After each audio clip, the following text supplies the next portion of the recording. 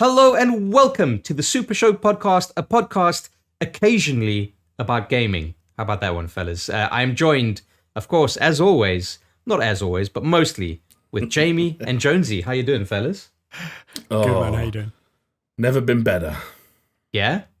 I never been better. I heard, Jamie, that you just killed a fly before we did. record.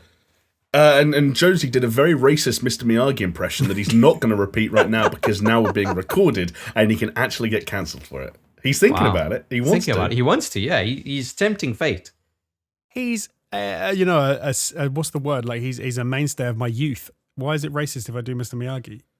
Yeah, but it's all right. That's what my grandma says, that it was a mainstay of her youth when she uses certain words, and we keep having to remind her. It doesn't matter, Grandma. That is not the same. Do not tar me with that grandma brush. This has gone completely off the rails already. Yes, occasionally a gaming podcast, mostly a podcast about talking shit. But there we go. Thank you so much for joining us on this 97th episode. Fellas, can you believe it? We are fast approaching that those triple digits. You know? Yeah, God, that's mad. And do we talk about the fact that we don't know what we're going to do for the big 100 yet? Or do we pretend we've got a wicked idea, we've been working on it for months, and you're all going to love it. So you know what we're going to do? We're going to do one, like if you ever invested in like a show from like 90s, maybe even early 2000s, where they're just like, didn't have an idea for an episode, so they're just like, fuck it, a highlight episode. Those are the worst. I know they're the worst, but maybe that's what we got to do. But imagine like taking all the best bits from our 99 prior episodes, but there's just no context for any of the jokes whatsoever. I like that you say best bits. I'm like, oh mate, there's at least one good bit per podcast. Come on. Yeah, I still remember when there was a guy who used to be on the YouTube channel Funhouse. He might still be there, actually. I'm not really familiar with them enough anymore. But at one point, he thought, okay, I think I'm actually quite funny. I've been funny in videos for years. I might try and pursue something in comedy, try and get some voice work, maybe do some stand-up. And he put out a request to the community saying, hey, can any enthusiastic Funhouse fans just edit together all the times I was funny? And people started doing it. And I just remember thinking, imagine having that power. Just being when you say Funhouse, do you mean the kids' TV show? No, Funhouse. Like Rooster Teeth Funhouse. Yeah. Oh, online, YouTube Funhouse. Yeah. I thought you meant like I thought you meant the kids' TV show. Funhouse. Yeah, it's got the German spelling. And then one of them ended up doing like weird shit with his wife, and two of them went to Twitch, and yeah, it all kind of collapsed in itself, like most things Rooster Teeth related in the year of our Lord 2021. Why do all YouTubers and streamers end up being weirdos? Like, that does seem to be a thing, doesn't it? I kind of feel like you have to be. It's almost like, why are all billionaires like autistic? Because you kind of have to be. So what you're saying is, in order to be more successful, we all need to become weirdos. Yeah. And then we'll be more successful. So I'm going to stick a dildo up my ass and leak it online. Okay. Run something. That's my corner. But you guys have to take like equal corners in order for us to kind of... I think I might use the abuse of power kind of angle. I might I'm going to get inside into the DMs with some fans and kind of manipulate them. Maybe get some nudes coming. No minors. Are you going the full Dennis method? I'd consider it. It for the right amount of clout in return. I'd consider it. Okay. It depends. But how many likes will the first Minecraft content creator that cancelled me? How many likes will that tweet get? Like if we're talking about like Dream Stands cancelling me with like 10k plus likes, I'd do just about anything. I think you kind of you're shooting your shot for sure, going for Dream. I'd say you maybe more like what's below a Tommy. There's a Tubbo. There's a Ranboo. There's a wow. There's really stretching my knowledge now. There's a whole lot of them. Who's the guy who's mates with Mr. Beast as well? I don't fucking know. I don't know his name. I feel like in this space I could just be like an absolute piece of shit. Well, like, horrible to anyone I interact with, work with. Lovely on like the show, and then just horrible to anyone who comes anywhere near me. I didn't order this coffee, and like throw it in their face. I've got the perfect one for you, Jonesy. Yes, mate. you're going to create like a meal/workout plan that is actually just like it's stolen. It's completely you just ripped off someone else, and you sell it for like 200 quid. And wrapped in a pyramid scheme. Yes. And I'm just on steroids and performance enhancing drugs, so it's not even the plan I use. It's just, I just get massive and like this horrendous bulky beef cow looking thing, and just sell the plan like that. That's what it is. It's the plan. Yeah. Nice. Except it's not actually steroids and it's just concrete, and you've just been injecting concrete. Just synthol. But just into your glutes. Yeah, just into your glutes, and that's it. Nowhere else. Giant, just like synthol in the biceps and the calves, and then just concrete in the arse. The Brazilian method. I like it.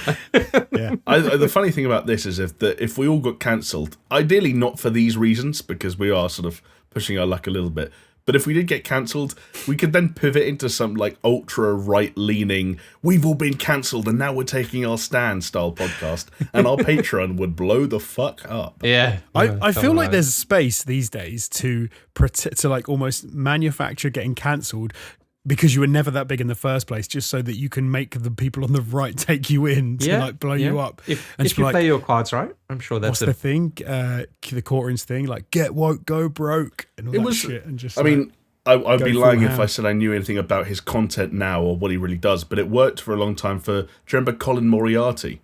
Yeah. He was an IGN guy who co-founded Kinda Funny with Greg Miller, left at the same time.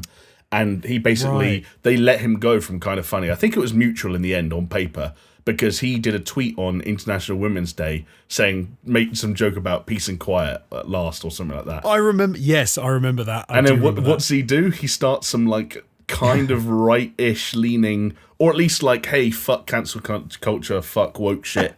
Kind of right gaming. Literally kind of right gaming. And the Patreon was very successful. Yeah, well, there we go. I feel like there's a route to success down that. If you just act like you're bigger than you were, get yourself cancelled, and then get Ben Shapiro's little media company to take you on. That's what happens these days, isn't it? Fellas, I think we can all agree that we are clearly doing something wrong, especially when our listenership numbers are way higher than our YouTube viewership numbers.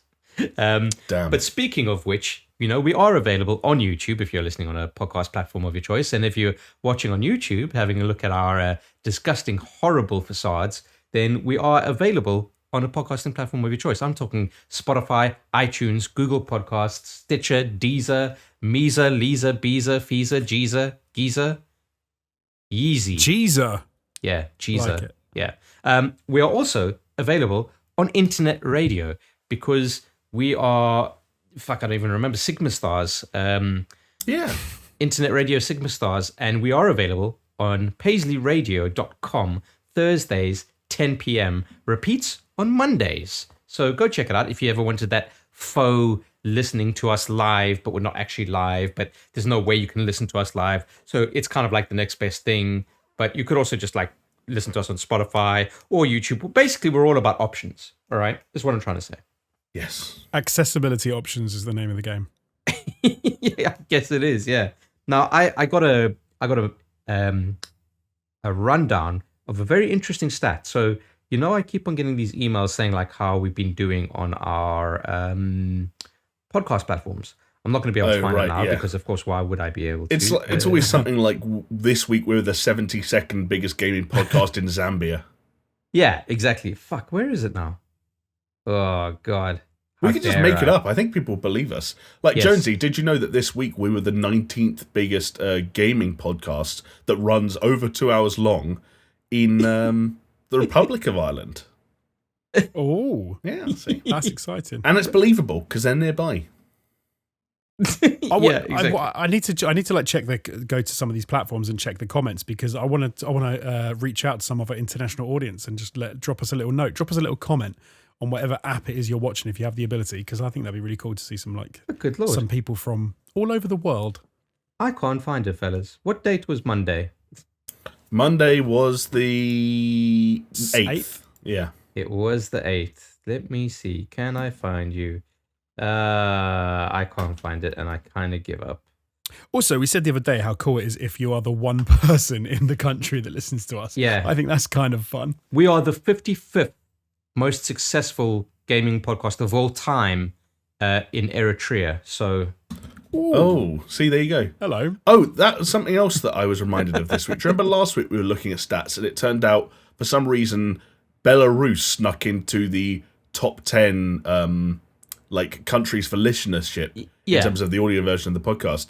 I also, coincidentally, saw a thing this week where some outlet, I'm not sure what it was, I'm presuming like some kind of fairly major journalistic joint, produced a ranking of the most corrupt countries in Europe, and Belarus was like top, like the country with the most corruption. All right. Yes, we bribed the Belarusian government. I was to thinking one to further. Podcast. Like, yeah, what if there are Belarusian spies that listen to this as like a way of getting intel on, British media? Yeah, they're probably like, should we invade Britain? It's like, nah, it's full of these fucking weirdos. I don't think we can really say anything about corruption at the moment, can we? It'd be pretty fucking hypocritical. Well, yeah, there we go. Lots of corruption all over the world. I'll tell you what, coming from South Africa, I was like, oh, it's so nice to be in a country that's not corrupt. Wrong. Do you know what they just do in the UK and like America and places like that? They just legalize it. All these other countries have just missed out on a trick. This is the Make thing. it legal and you can just do it as much as you want. This is the thing. It's that whole trope about like the rich white man, but it's the rich white man kind of like legalizing corruption. It's like genius. But then like, again, you're comparing us to South Africa. In the UK, our corruption is like, an MP got their kitchen redone, and someone else drove to Newcastle, and someone else got filmed kissing someone on CCTV. We're like, corruption! No, it isn't. They've all got second jobs. They're all making too much money. Oh, it's the a bit more corruption than that, we have, is exactly like, think about the cash for honours stuff. Like, people were buying peerages so they could get into the House of Lords. I don't Lifetime care. peerages. You've got people who were like getting millions or hundreds of thousands from being on the boards of companies after they left government because they were like lobbying for their mates and giving. Would you rather have contracts. rigged elections? That is just corruption. Would you rather have rigged elections, or would you settle? Can I tell you something? If you think that your elections aren't rigged in some manner, then you are absolutely mistaken. Well, it depends how It depends what nitty gritty you want to get into when you talk about the idea of rigged. I don't think they're rigged. I do think they finagle, like, we know we're going to win this place, it's so safe, we'll put this person there. Like, that's why no prime minister or like a chancellor ever gets kicked out of their seat, because they put them in the safest bloody seats in the country, so they can never lose, or it's really rare. But that's not a rigging. That's just playing the game, I'd say. But if you're an MP and you take a job when you leave with a company that you got a contract for while you were in power, and now you're on a shitty £500,000 quid a year job on the board, just like once a month turn up and go bah, and then fuck off. That's just corruption. Hashtag just British corruption. All right. Anyway, fellas, look, we're not like. We've digressed. Yes, we've digressed massively, but I did find the chart email, okay? So we did double what we did on YouTube on our podcasting platforms, which is really good. I think just on Apple Podcasts, which is encouraging. Nice. And we've cracked the top 100 I just spilled beer on my top. Oh, nice. No one saw that. Don't worry about it. They definitely did. No, they're all listening, Jonesy. That's so true. I could have just not said anything. All right, so listen to this, okay? We are number 90 in Norway for video game podcasts on Apple Podcasts. That's pretty good. That's pretty good. Not bad. It gets even better, and I think this might be the highest we've ever been. Funny enough, Jamie, you mentioned Ireland. Yeah. Care to take a guess where we rank in video game podcasts for Apple Podcasts in Ireland? 72. Oh, I was going to say 75. Fellas, those are rookie numbers. You got to pump those numbers up. Not in the top 52. 50. Surely not the top 50. Well, no, not the top 50, but we are 55. Oh, that's you know decent. What? Shout out to the Irish. Man. I've never been. I'd love to go to Ireland. Yeah, fan of the potatoes. Chris and I went. Yeah, we went. We had a didn't fucking you? banger of a time. Yeah, and you know what? Funnily enough, we did meet people out there who recognised us. And we were only there for one night. Yeah. What? Yeah. That's cool. Yeah, it was cool. And then that was the night that I realised that Jamie and I can't sleep in the same room together. Just going to leave that there. Leave it ambiguous. No, I'm not going to leave it ambiguous. Go figure. Put two and two together. The big guy snores. Whoop-de-doo. I don't. It's a bit generous to just say snoring. I legitimately, Jonesy. I thought Jamie was drunk. No, I thought he was dying. You forget that I've stayed with Jamie for multiple nights at E3. Oh, We yeah. shared a Joe, place together. I But don't know hold if I on. should- But was he drunk those times? Because let me tell you, legitimately, no because drink. Hang on, no, Jonesy, you're forgetting. I've shared a bed with you drunk, not in a homo way. We checked into a hotel together once. Oh, yeah, you did. Yeah. Oh, that was Jamie. Literally saved my bacon. That is. If you ever want to know a good mate, a mate who could have gone home, could have got the train, but stayed and split the hotel bill and shared a bed so that I didn't have to stay on my own in London town because I couldn't get back to my house. And yeah, what a ledge. It's because I know, based on how the rest of the night the rest of that night had gone, that you would have slept rough if you had to. And I Probably put it this way: I won't tell the whole story, but Jonesy at one point went home, quote unquote, and an hour later we found him in a McDonald's, sat in a booth opposite some Ukrainian guy with sunglasses on, and they weren't talking to each other. Yeah, they were just kind of like you guys were just like grinning at each other. Yeah, Like from across the table. It was very bizarre. You And just then sat there was something in that was like, oh, McDonald's. this guy's a pimp or something. Like, I don't know. Yeah, you'd had a conversation with a pimp earlier, and you were determined to go and find him again. No, that's what it was, wasn't it? He messaged us and said, oh, I'm having a conversation with a pimp. And we thought, oh, shit, okay. So Jonesy didn't get home. He didn't make his train. We better go find him. And then we found you at that. Oh man. Yeah. I passed Wild. out in the middle of Portugal one time on a roundabout, and some like On students, a roundabout? on a roundabout, and some student girl like saved me. Like she picked me up, literally like picked me up, got me on a bus, and was like, "Where are you staying?" I was absolutely hammered. I was on a stag do. Where are you staying? And you go, Stevenage. No, I didn't know where I was staying. So she took me to. She was with some mates as well. She took me to a McDonald's, got me food, gave me a drink, and then I like sobered up enough that she was like, "Do you know where you're going?" I was like, "Yeah, I know where I'm going." Wow. Because she was like, "People have noticed that you are passed out on the roundabout. This will not end well." She saved me. That was a Rescued threat. me. Yeah. Jonesy didn't realize he was inches from being fucking like having his kidneys sold. Yeah, jeez. Maybe. Yeah, Talking about very that possibly. Portuguese hospitality, though, it's a good deal. She didn't have to do that. She was some 19-year-old kid or something. She didn't have to rescue some drunken fool from the roundabout. Yeah. Yeah. Well, should we talk about some games? Yeah, let's do it. Can you tell that there isn't much news today? Yeah. Okay. We're trying to fill. So we are filling some time, although that was all natural and unplanned, that long, lengthy intro. But yeah, it's a bit of a slow news week this week, unfortunately. There are some things to talk about, but I guess while there are lots of headlines, there's less kind of interesting stuff to kind of delve into. And the one thing that is a headline for sure that's just kind of not interesting because we've covered this so much is Spiderman is finally coming to Marvel's Avengers, but only on PS5 because it's a fucking PS5 exclusive, coming out on the 30th of November, and a trailer came out and it was kind of janky, and I stick by my guns in saying, fellas, that as soon as this is done, Square Enix, they're going to hang up their coats on Marvel's Avengers. I think there's like maybe 50 people playing it at the time being, and they're probably 48 of them are from fucking Game Pass, and they're not going to get Spider-Man anyway. It's just like I'm gonna. Do you know? I will go back to it. I will reinstall it and I'll play the Spider-Man DLC, whatever you want to call it. cool. There's player number 51. But I would wager there's a fair few number of people that will do that, and then we'll all log off, delete it, and never play it again. Totally, and that's the problem with that game. It's not set up like it's the least games as a service game as a service that ever was a game as a service. Yeah, say that fucking 3 times fast. Well, they got nailed, didn't they? Who's it? Crystal Dynamics kind of called out. Oh no, Square Enix. Sorry, Square Enix called out. Yeah. Square Enix called out Crystal Dynamics because they said that we sort of misjudged giving the game to them. They didn't know how to do a games as a service like this, and basically threw them under the bus and said it was their fault. Yeah, that's such a bummer, man. Yeah, no, but that's unfair, man. That's unfair. Not only is it unfair, it's a bummer that like a publisher as big as Square Enix created such a monstrosity of a video game, with all things considered, not necessarily the game itself, but all its tendrils. And their takeaway was that, we gave it to the wrong developer.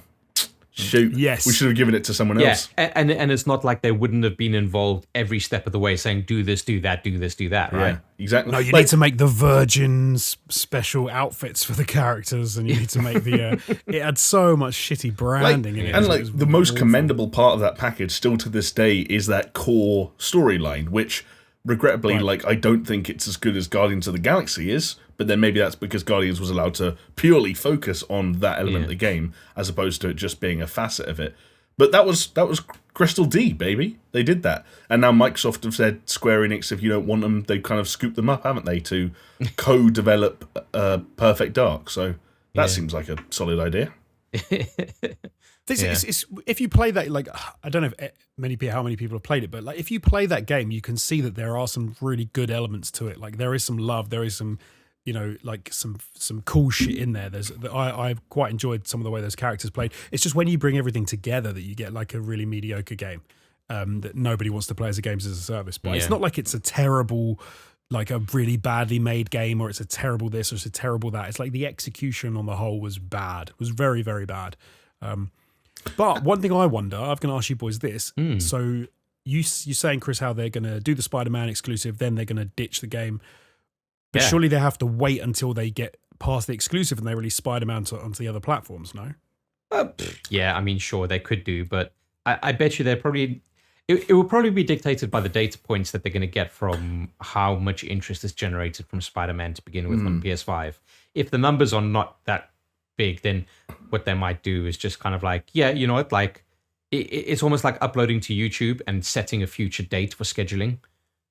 Right. You know, so they'll probably be right, so we've released Spider-Man, it's November 30th, we've released Spider-Man on PS5, and I'm just going to go over to the Xbox store and tick a box and bring the drop down and say 6 months down the line, there you go.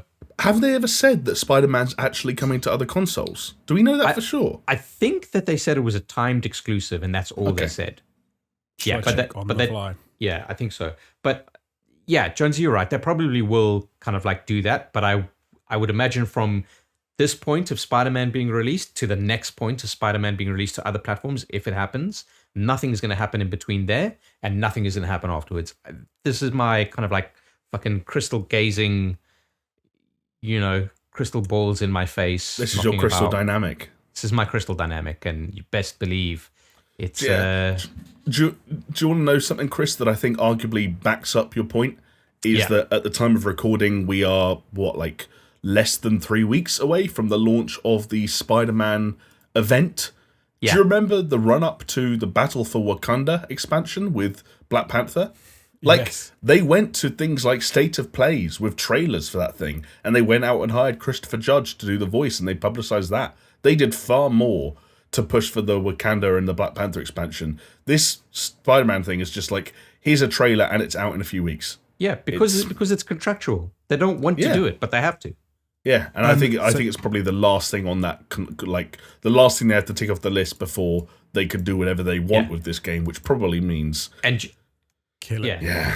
And you got to imagine that, if Square Enix, the head honcho at Square Enix, is saying what he's saying, that they're not going to let it continue. They're going to just write it off as a loss and just move on.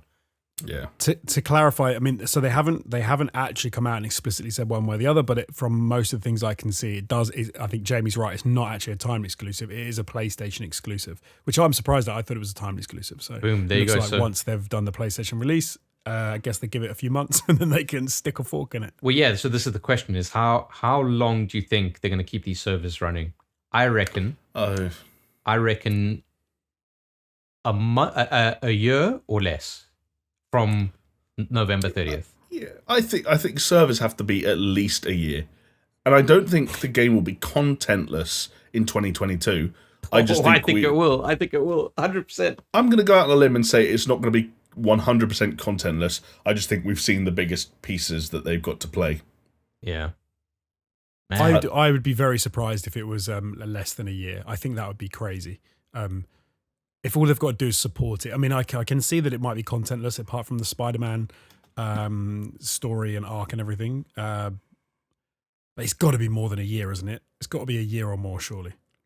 Well, I mean, you say that, but why keep the lights on? Well, for for an average of 453 players, according to the Steam charts. Wow. In the last 30 days. Well, that's Steam, like, yeah, about Game Pass. I reckon that's, and I think also, like, when you throw in PS4 and PS5, I think you do stuff like, if you get one TV spot that advertises that Spider-Man is coming to the PlayStation versions of this game, and then you heavily reduce it before Christmas, there are still Marvel fans who are just like, do you know what? $20, I'll take a plunge on Marvel's Avengers. Yeah. I heard that game has a solid campaign. Plus, the other thing that maybe is food for thought, and how much we can read into this is always hard to say because there's grey areas for sure, but Crystal Dynamics announced that they were partnering with the initiative to work on Perfect Dark 2 months ago. So someone somewhere, whether they're a side team at Crystal Dynamics or just an internal team at Square, someone's still working on this game while the bulk of Crystal Dynamics has already moved away. Yeah. And if they're happy to have that skeleton crew keep going, yeah, maybe they can bust out like a new enemy type in the new year, or a new locale. So again, just looking at Steam charts, they had a bit of a bump from July and August. Okay, if we, I guess that was when Wakanda came out, right?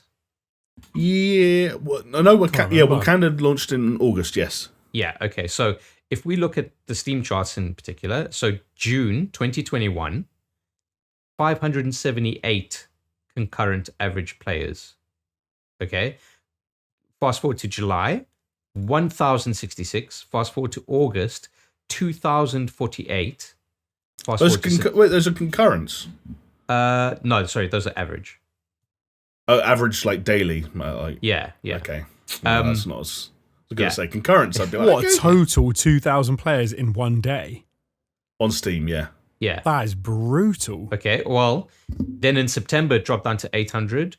In October to 500, and in the last 30 days, 450. So if we look at, let's say, the bumps between the lowest point to when the new content comes out and it gets a bump, June was at a slightly healthier by 100 players above where we are at now, and that only managed to get up to 2,000. Hold on, so you're saying that if I stream Spider-Man on the PlayStation 5, I will probably be the only person streaming it because no one else gives a shit. I mean, fucking... Maybe I will have to do it. No, possibly. I don't see that being the case personally. But anyway... It's worth a shot. Did you guys see the trailer? What did you think of Spider-Man? Do you think that there's any way that they can redeem it? Is this the shot in the arm that the game needs? The answer is no, but I want to get your opinions anyway. Man, no. Yeah, no. I guess, like, all I can say from looking at that trailer, one thing is what I said to you guys earlier, which is that one of the issues that this game had from day zero was that it always suffered with unfavorable comparisons to the characters' MCU counterparts as how they're portrayed in the movies, whether that's the likeness or the voice performance and so on and so forth. Spider-Man has that doubly so, because this is... a Spider-Man that has to come up against not just Tom Holland's Spider-Man, but also the Spider-Man from Insomniac Spider-Man games. And first impressions that it makes in this admittedly very short Peter Parkerless trailer, not great. That voice was immediately arguably the most grating of the three. So that's kind of rough. And then the other thing, and Jonesy, I don't know if you kind of get this when you watch Marvel's Avengers related content, even quote-unquote cinematic stuff like this. Because... it's a kind of combo-based brawler, as opposed to kind of like a more fluid Arkham-style game with relation to its hand-to-hand combat. You kind of start to see like, oh, okay, there's a move, and that's a move, and that's how he gets. That's what his jump looks like. That's what his kind of like bigger jump or covering more distance looks like. That's what it probably looks like if you press that button. You start to fill in the gaps, and you're reminded of how that game plays. And I especially get it every time I see some of those enemies. AIM or whatever they're called. Yeah, AIM. I see those enemies. I'm like, oh yeah, Marvel's Avengers. I pressed square a lot in that game. Well, what did you expect? It's fucking Square Enix. Well, yeah, I guess so. They stayed true to their name. What can I say? Good on them. Maybe if they pivoted and they became like square triangle Enix, then maybe they've got it. Yeah, maybe they have a shot. I think the problem they've got is it doesn't matter how good the Spider-Man character is. This is the problem they've always had. Like, because I liked playing as those characters. I thought the combat was cool. Like, if you ever played in the little tutorial room, I can't remember what it was called. Like it's like the danger room or something like that. Something I had don't some know cool name. Oh, was it the habitat or is it the Harm? It was the harm room. That was it. Like that was some of the best. The danger room was X-Men. Oh right, okay. That was. That's a much better name, to be fair. Because you could actually like you got to groups of those characters and you could string some of those combos together, and it was just like you were watching something from the movies. And I think that was the biggest selling point of the games for me.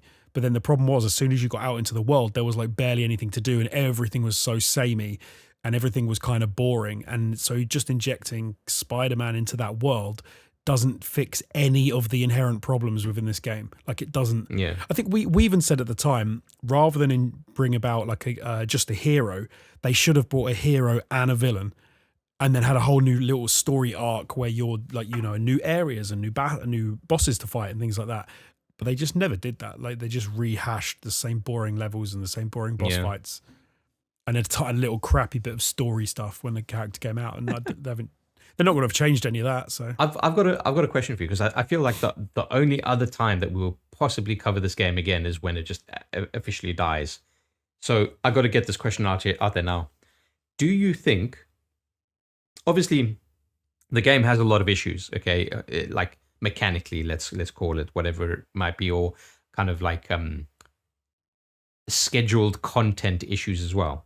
But one of the criticisms was these look like low rent cosplayers playing as the Avengers, right? Like, I don't know if you've seen, like, there's the meme was of like Vietnamese cheap cosplay. Kind of rings kind of true to that. But do you think that maybe in trying to differentiate themselves from the MCU,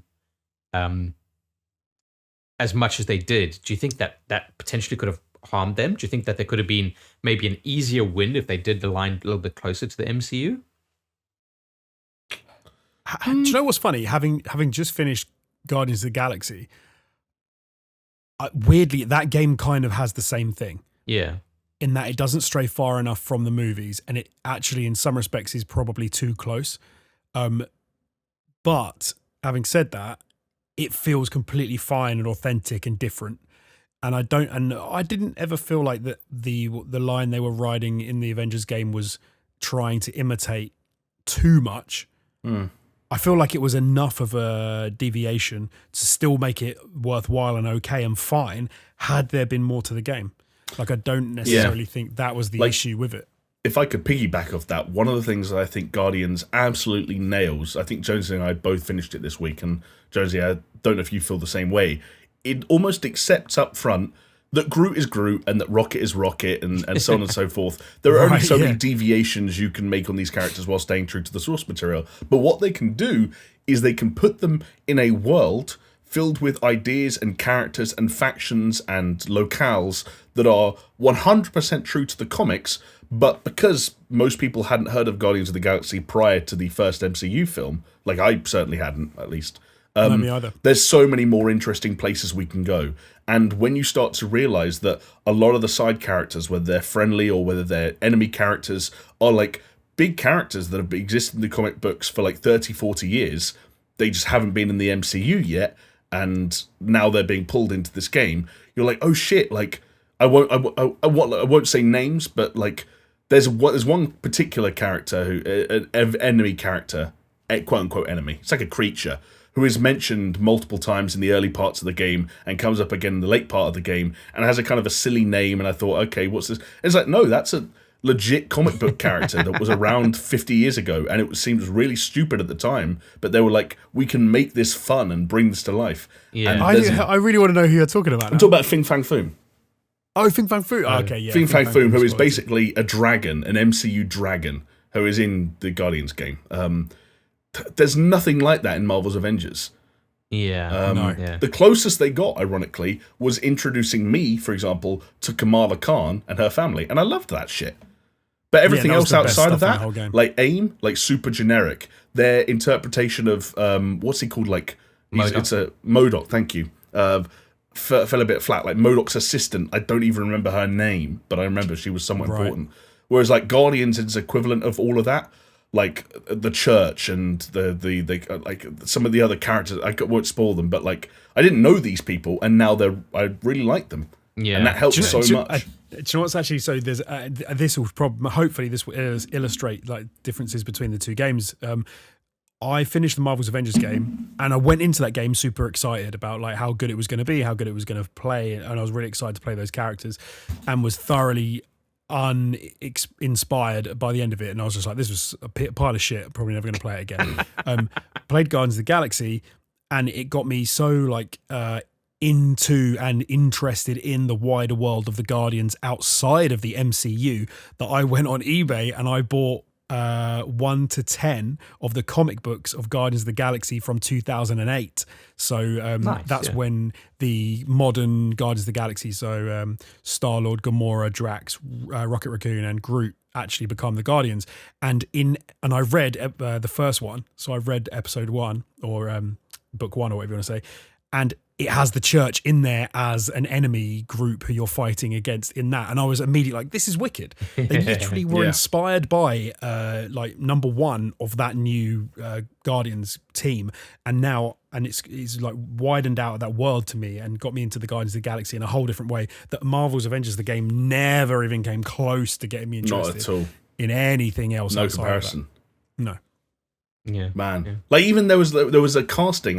Chris, you might have seen this. There was a casting for Guardians of the Galaxy 3 that I think some fans and comic book fans were not entirely sure about.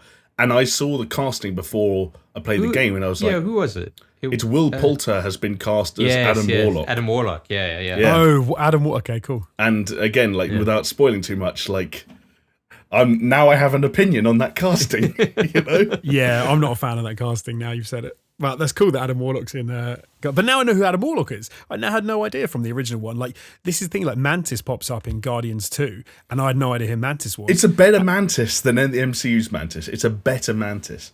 Yes, it absolutely is. And then I started reading the comics, and the Mantis in that is wicked as well. And it's like, there's so much more that they've managed to. It was actually unfair of my opinion of Guardians when I played the game, maybe, in that I was like, they've kind of done a bit of a. Everyone's going to hate that I even mentioned this. The Star Trek video game where that was awful. The way they bang on about the Gorn, and the whole selling point was like the historical enemy, the Gorn. Is it like once every 30 podcasts we do, Jamie? Yeah. That Jonesy's got to mention the Gorn and Star Trek video. Star Trek the video game. Yeah, I thought they'd done that with Guardians. I thought they'd kind of phoned it in and gone some shitty enemy, but then now I'm reading the comics, I'm like, they haven't at all. They've kept it on the up and up, and they've used the source material really well, and they've like delved into it. Yeah. Unfortunately, it just goes to show how Crystal have done 2 games and the polar opposites when it comes to like story and presentation. No, it's not Crystal. Was the Square Enix? Sorry, not Crystal. Square Enix. Yeah, it was Eidos Montreal, wasn't it? Was the yeah. Who I now fear will probably not make a Deus Ex game for a long old time. or maybe they will, because they're like, well, you know what? That's what fucking works for us. Bro, can I be totally honest? You don't want them to? They announced Guardians 2 next year, and I'm buying front row seats. I had a blast with that game by the time it was all said and done. Yeah. Oh, nice. I want to talk about it more. Oh, maybe now I've got to play this fucking game. You guys are fucking gushing over it. All right. It's good. Well. It's good. I think you'd like it. Well, you know what I definitely like, fellas? Money? Money, baby. And you know who gives us money? The government. Your mum? No. I have to give the government money. That's the tragedy of my life. Chris's mum doesn't really support us either. No, exactly. No. No. And she can if she wants. And if she did, she'd be sending me rands, which are about like 20 rand to £1. So it's not really, I get screwed over by the exchange rate. But no, I am of course talking about our lovely and generous and very handsome and beautiful patrons. And I'm going to say some of them, their names on screen right now, because they went to patreon.com/SuperShow and pledged their support to help things ticking along. And I am, of course, talking about Amnestus, Aaron Cameron, Athletic Gravy, Jesper Camdal Nielsen, Leo Merger, Magic Grits, Mindful Pig, Nathan Piers, part of the 0.24%. If you know, you know. Pastors Guild, Scary Omen, Starfall Kid, Zach Cream, and the big motherfucking boys, Brett Z, Doppler, Geometric Potter, Hacksaw Book Read, Manuel, Caribbean Puppy, Guerrero, and of course, Peaswad. Legends, each and every single one of you. We could not have made it to episode 97 without you. So thank you very much. And, much like the trailer for that fucking Buzz Lightyear one, to infinity and beyond, baby. Oh, yeah.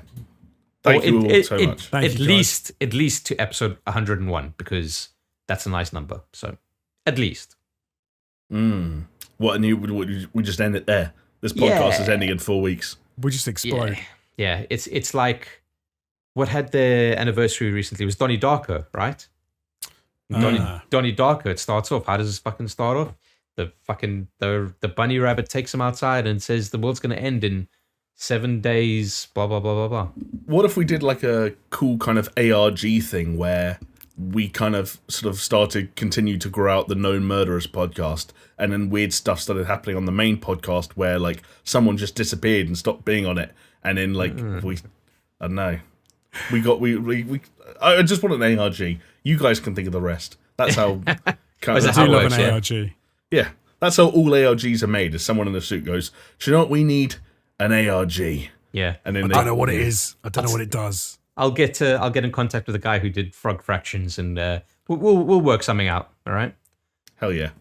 Known Murderers featuring Frog Fractions guy. But speaking of guys, fellas, That's not bad. It's not bad. I have a comment of the week, and it's coming from that guy. That's his username. So, that guy. See, there is a segue there. Yeah. No one said I've got good segues, but I've got segues. I've got segues for days. All right. Anyway, that guy says, spoiler alert, Chris is actually horror movie makeup artist legend Tom Savini. If you've ever seen From Dusk Till Dawn, you should know that his twig and berries are actually a revolver barrel with 2 revolver chambers. And in real life, it's a shotgun barrel with scaled dual chambers. Come on, sex machine. Hell yeah. And then thank you, fellas, for in our podcast document putting a lovely naked picture of Tom Savini holding a cake that says 70. Am I to believe that he is 70 years old? He looks damn good for 70. With those, he's fucking jacked for 70. Yeah, with those pecs, do you think those are implants? I don't know. I think you could pull that off. But fair enough. Yeah, like we got this comment and I was stunned, and I mean this in the politest way possible, Chris, just stunned by how much this guy sometimes really looks like you. And of course, it's an older sort of version of you, an older, saggier version of you with a bigger forehead. So I'm paying you some compliment. Well, thanks. You say saggier. I think Chris would be pretty stoked to have that figure. Yeah, I'm the saggy one, fellas, compared to what I'm seeing on screen right now. But yeah, it's interesting, isn't it? Because while he's 5'6", perfect.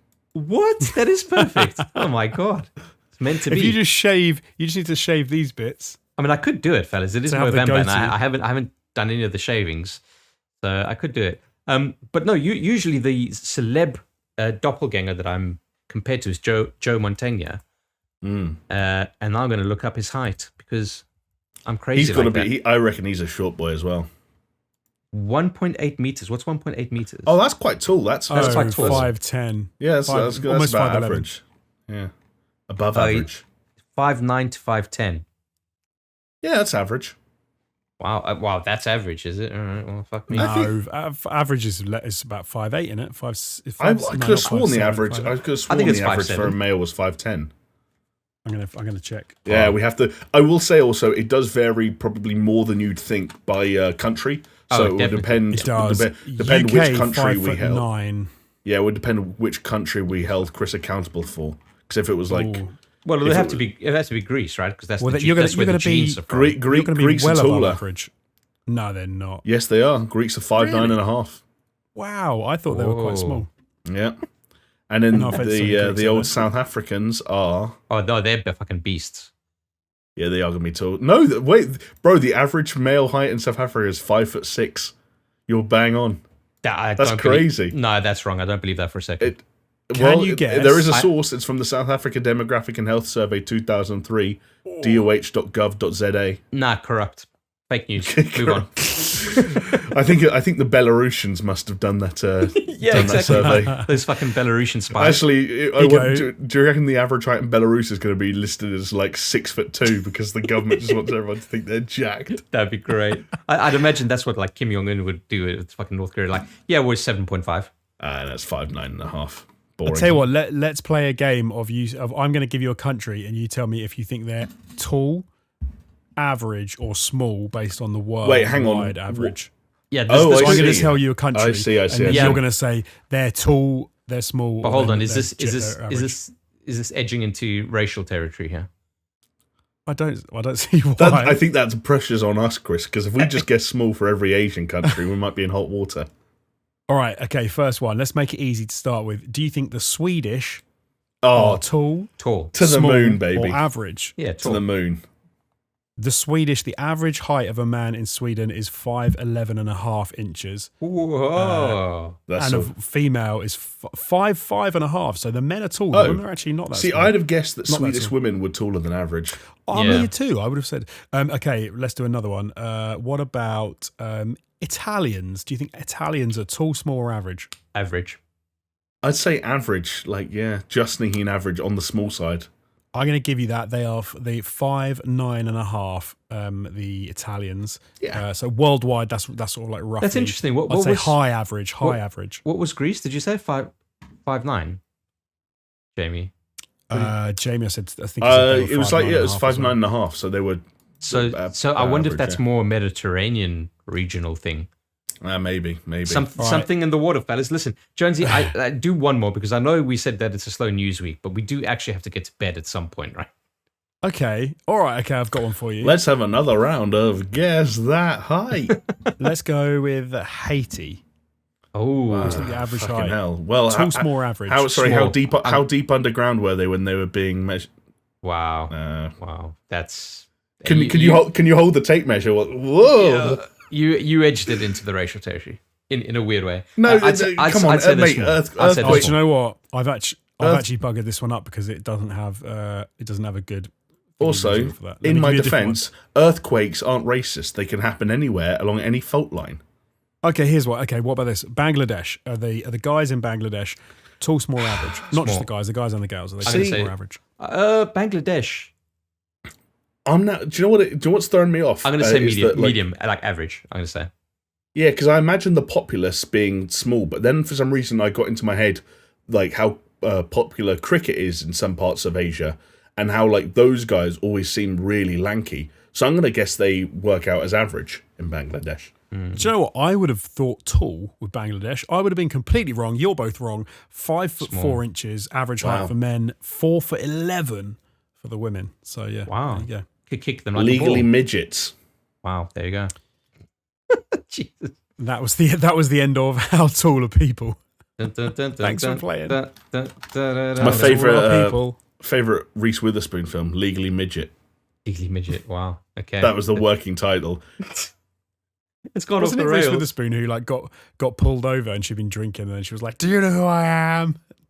I mean, that's possible. You know you've messed up but when you say but hold on, because you know that cop prevented a known murderer episode from taking place. So maybe. Maybe. That kind of entitlement, she was definitely going to go on to kill someone. Yeah, exactly. So Reese Witherspoon is the subject of a very popular celebrity murder joke. Don't say it. With with a spoon, no, with a knife. Yeah. You know that one, Jonesy. Come on. That's the oldest dad joke in the book.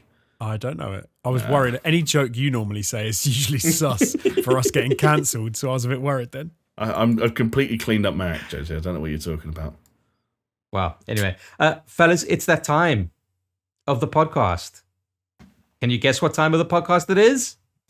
Is it time for another round of Guess That Height? No, it's catch-up time. I said, hey. Okay, so... Nice. Yeah. What I want to know, what games you've been playing. I mean, we know that you've been playing Guardians of the Galaxy. Jamie, you mentioned that you believe both you and Jonesy have finished the game. So I'll tell you what, let's go in with Jonesy, why don't you start us off? Like, give us, we've spoken about Guardians of the Galaxy, but just give us like a blurb, a headline, and then anything else that you've been doing this week. I'll keep it brief. So yeah, the only thing I've really been playing is Guardians of the Galaxy. I finished it. I did indeed finish it. I would say, on the whole, my thoughts with that game I've still got some of the sticking points that I had when I started playing it, which is that some of the linearity is a little too much. It is quite handholdy, but I think the story is fantastic. The voice acting is fantastic. I really enjoyed the way that the characters work together. I, on the whole, really enjoyed my experience with it. I thought it was a thoroughly solid. You got to stop saying on the whole. On the whole. I can't get it out of my head, Jamie. Sorry, Jonesy, could I recommend By and Large? By and large, it was a very good game. Yeah, really enjoyed it. Like I said, there was things that, in hindsight, I would have liked to have. I suppose I would like to have them to have done more with certain elements of the game. Like the visuals were incredible, the way that the levels were designed visually were incredible. Some of the enemies types felt like they reused some stuff, and it felt like they didn't. It kind of felt like they ran out of time in some respects in some elements of the game, which I could imagine they might have happened because it seems like they spent so much time making some of the rest of the game so good. Like the story, the voice acting, the writing is all on point. I could imagine that maybe they just did run out a little bit of time with some of the enemy types. The combat left a little to be desired I got to the end point of the game. I was feeling like it did start to grow a little stale, maybe, like ever so slightly. One of my favourite elements of the game, which I'd say that I haven't heard anyone else talk about, by the end of it, by the time I finished that game, some of my choices throughout the early game and some of my dialogues that I got to get into and some of my interactions with characters in the world had some real world implications. And I loved, there was whole sections that I really enjoyed that kind of would not have happened or maybe would have happened differently had I done differently earlier in the game. And I don't think that was played up enough. Like, I don't think that was, or maybe it's because it would have given stuff away. It would have been a bit of a spoiler maybe, but I'm not going to talk about what those things actually were, but that's something I haven't seen for a long time, or I don't think I've ever seen it in the same way, where they really utilize, and it says, because this happened, and it changed the way the game plays in certain ways, which I thought was really cool. I really enjoyed, and the story linked together. Well, you know that they cut out a feature, Jonesy, where you would talk to an NPC character, you'd make a choice, and a little dialogue box would come up on the top right hand side, say, like Glarflack will remember that. They actually did do that. That's exactly what happens in the game. God, Jonesy, if any more series did that, like if any more game developers had the guts to put their money where their mouth is when it came to long-term ramifications for early game choices. Yeah. But damn. Questionable. Yes. Games that I've finished, let me put it that way. Where I actually got to realise the choices that I made because they were finishing. Because it was luckily, Guardians of the Galaxy is more than 51% gameplay, so tick. So it's good. But don't you guys so find, it's on like, the right side? Hearing you guys talk about this, it's funny, isn't it? Like, you could have, especially if you take like a tale of two games, which is like Avengers and Guardians of the Galaxy, right? And you say, okay, coming from a very similar stable, very similar kind of like, same publisher. But it's almost like both games could have issues, but the game that kind of absolutely nails it on atmosphere and charm is given more of a pass than the other. Not to say that like Guardians of the Galaxy thematically and technically is just as bad as Avengers, because it's obviously not. But it's just a reminder that, like, you know what, you nail characters, you nail story, and it does a lot of heavy lifting to make the player a little bit more forgiving in some of the downfalls that a game could have. Yeah, sure. Absolutely, yeah. And for what it's worth, like I don't really think I had to be that forgiving with Guardians. Like I enjoyed a lot of that game. Sorry, Jay, what were you gonna say? No, I was going to say there were some things I think, and I felt them toward the end game where I did feel like I had to be a little forgiving, and I did. And I, as Chris said, like I did give it a lot of leeway because of how good a lot of the rest of the game felt and how I enjoyed those characters and how I progressed with that story.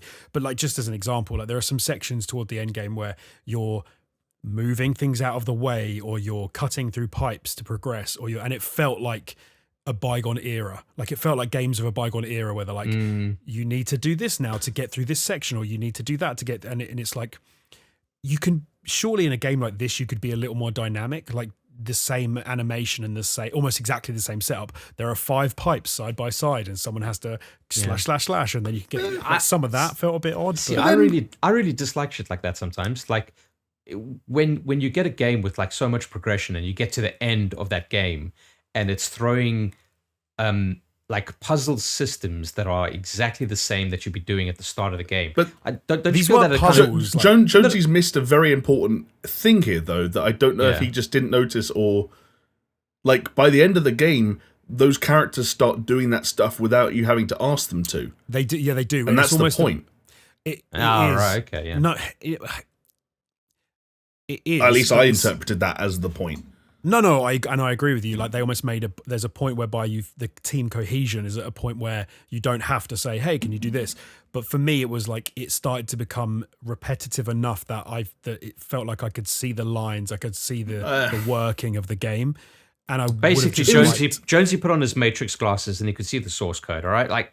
I get it. That's a great way to say it. Chris, it's like in God of War, do you remember every time like Kratos had to crouch and walk through a low area really slowly? Yeah, and you're like, they're doing loading. Yeah, or every time Cloud has to squeeze through a gap at the same pace. Yes, there is a little bit of like, why do I have to hold L1 and press triangle to remind Gamora that every time I see these weird tubes, she has to slice them open, and that animation takes 2 seconds, and then we run through. Yeah. I get where Jones is coming from. But it was more in that what I meant was this game felt very linear and curated from start to finish. It didn't feel like open world or anything like that. And I said maybe I'm ignorant of like game design and game development, but I couldn't really understand why they couldn't have had those things just feel more specific for the situation. Like, do they worry that gamers aren't smart enough to know just because this doesn't look like the same set of pipes as it has the last 5 times, I need Gamora to cut through them? Like, it felt like they could have just said, instead of doing the exact same motion to push this big metal thing aside, you could have had a slightly different big metal thing, or you could have had a slightly different. Do you know what I mean?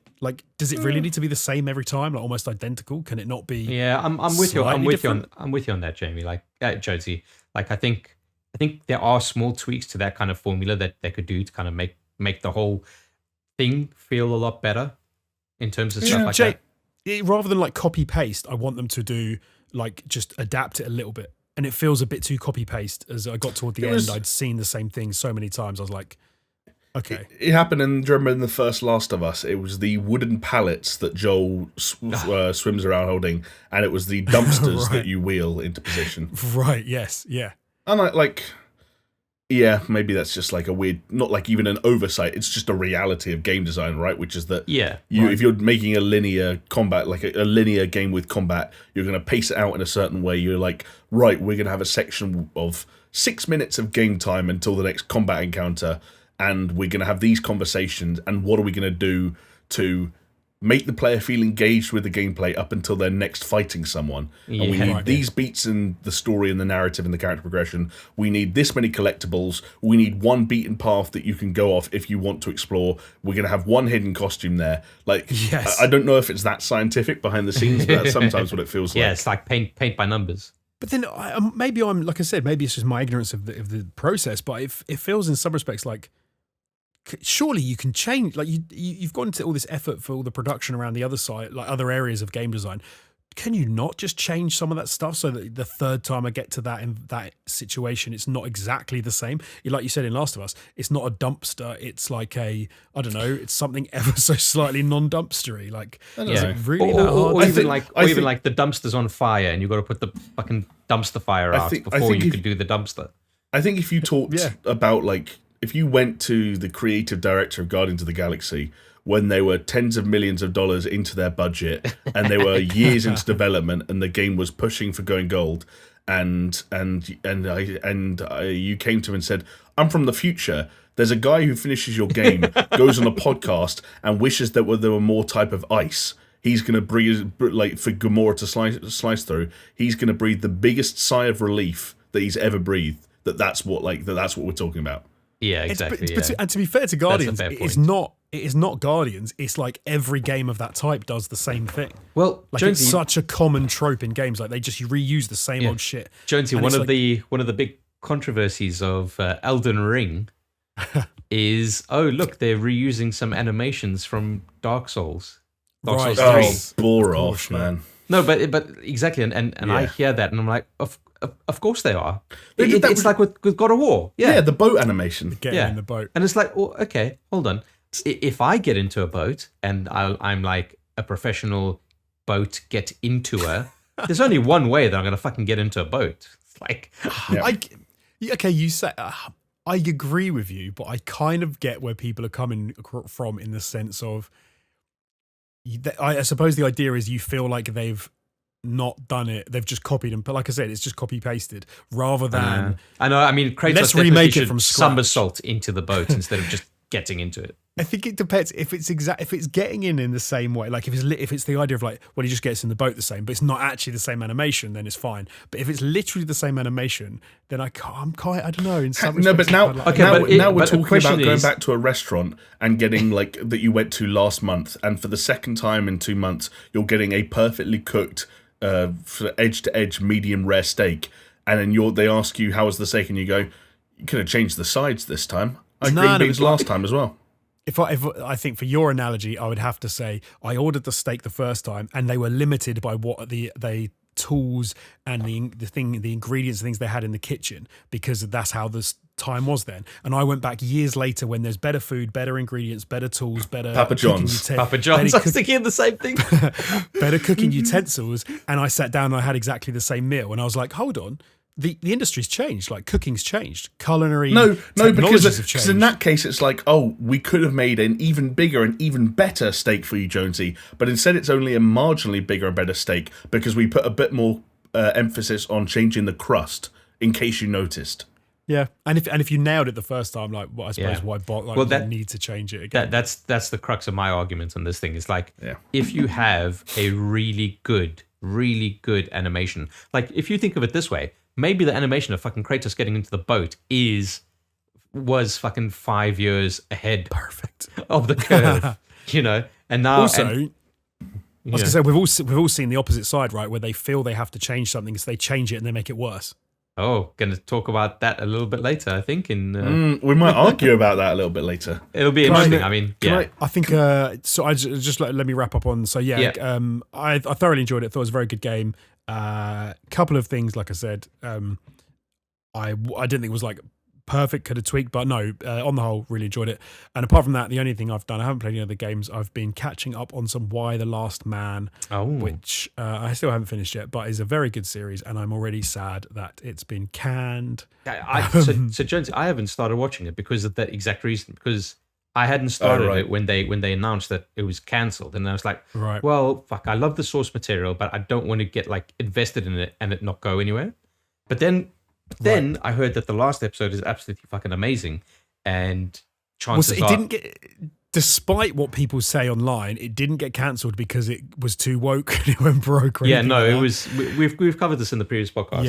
It was a money stuff and options and blah blah blah blah. If another network announces they're going to pick it up, then I'll fucking jump. I jump in it. I think jump in, man. I've really enjoyed it. I think it's a thoroughly good series, and I'm hoping that someone does pick up and they carry it on, because some of the changes from the graphic novel are a little weird and are kind of a little bit redundant. Some are totally like, that's a really good way to adapt it for the more modern world. But no, I think it's cool. I think if you like it, check it out. Let's see if you have the same opinion when you get to the end of the season and there's no prospect for another one. Because I've been burnt before. Okay, I went through 2 fucking seasons of Jericho, and that show was fucking amazing, and it was cancelled after both seasons. So but then you get weird shit like Dexter's just come back. And it's like I'm so excited. So like, just never say never. Never say never. When is it actually out? Is Dexter's not out? It's out. It's on Sky. What? Are you kidding me? Oh my god! The reviews and everything. Can I say one thing about Guardians? And it's not like an actual criticism. Like it's almost. I think this is going to be my soapbox, Chris. This is going to be the platform that I stand on. For buddy, this is where we are. All right.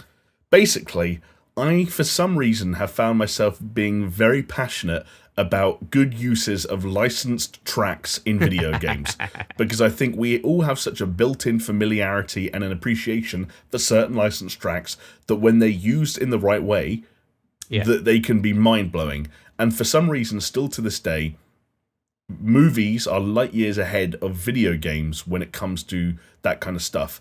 I thought Guardians was going to be the game that kind of broke the spell, and I'll say it comes really close. And without spoilers, there are maybe 2 to 3 occasions that I can remember where a specific song was chosen for a specific reason to accommodate a specific scene in Guardians of the Galaxy. When it happens, especially one near the end, unreal, perfect, wouldn't have changed it for the world. The issue is that they spent God knows how much money growing like a great track list of like top quality 80s tracks that, broadly speaking, aren't used in interesting ways at all.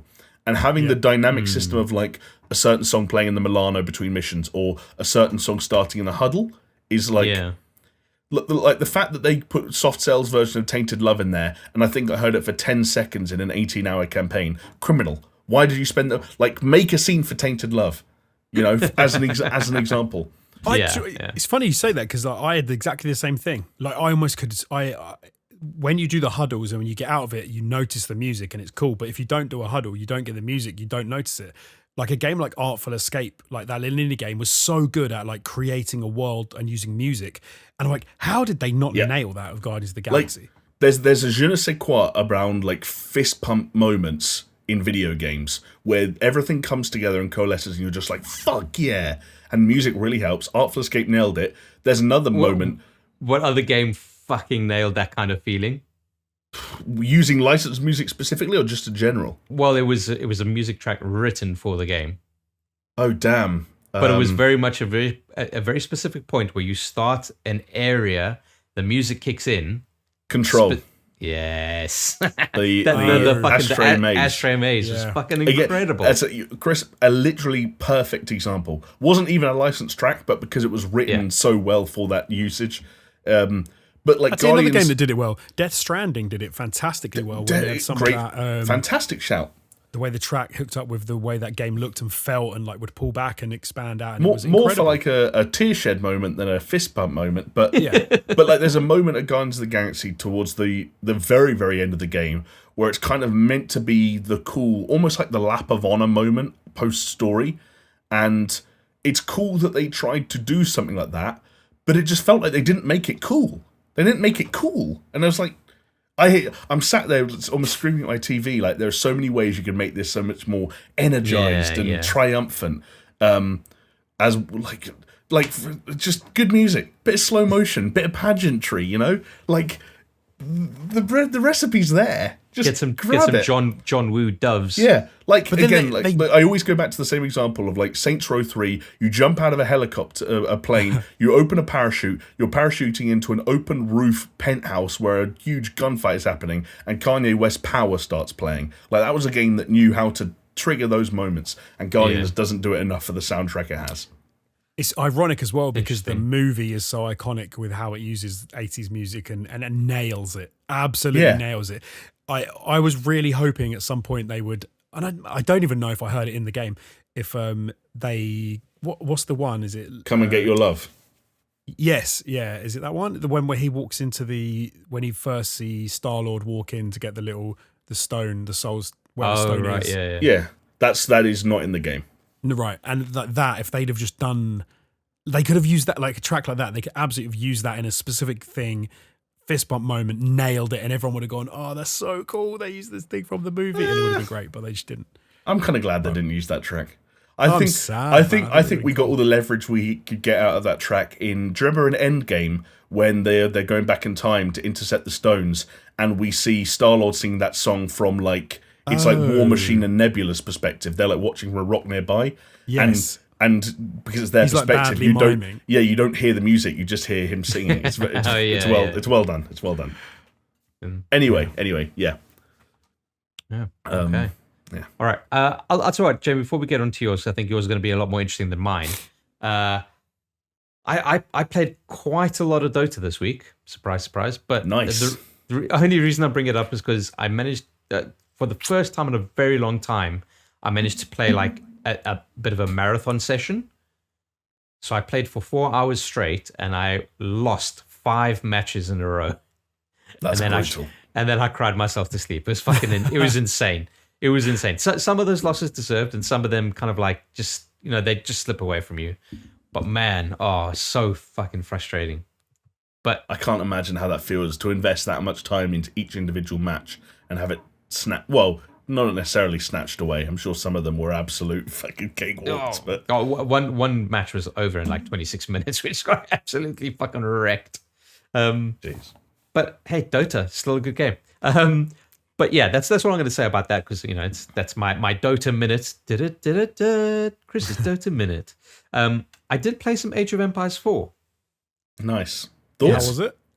I thoroughly enjoyed it. I played a few missions of the campaign, and then I jumped into a skirmish. Played the skirmish, beat the skirmish, and then I uninstalled Age of Empires 4, and I'm not going to look back. Didn't expect to hear that one, did you, James? You have to explain that twist. And I need an all caps ending explained YouTube video for this. The reason is, I think it's very technically sound. It's very enjoyable. Okay. I like everything that they've done.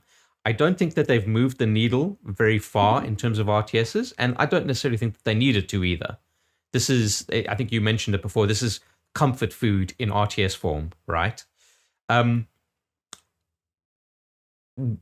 kind of felt like I got what I wanted to get out of it, and I've realized that I'm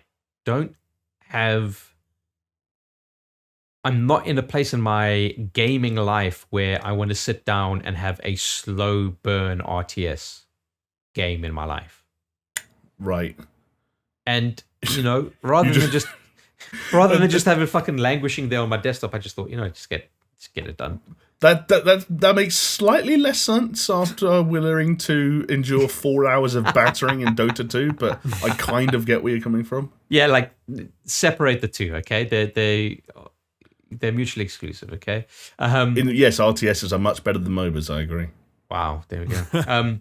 No, but you know what I mean. Like, Age of Empires, it's a slow burn RTS. Yes, like, I do know what you mean. And I'm just like, I was surprised by just how slow the game felt to me. And this is maybe a symptom of me watching things at 2 times speed and going absolutely fucking crazy. But yeah, it just felt like too slow. And I was just like, I was playing those missions, I was playing that skirmish, and I was just like, come on, fellas, come on, let's get things going.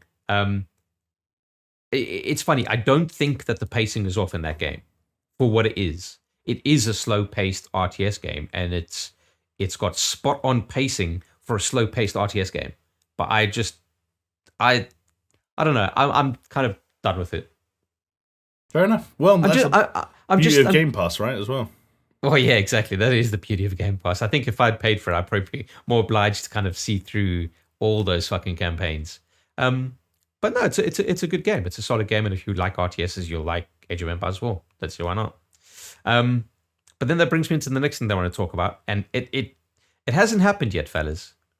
The first ever future catch up. Brace yourselves. No, but I got invited to the Elden Ring closed betas test, network test, which is at the time of recording taking place tomorrow. But by the time you listen to this podcast, I would have hopefully sunk in the first 3 hours in the fucking weird time slots that they've got.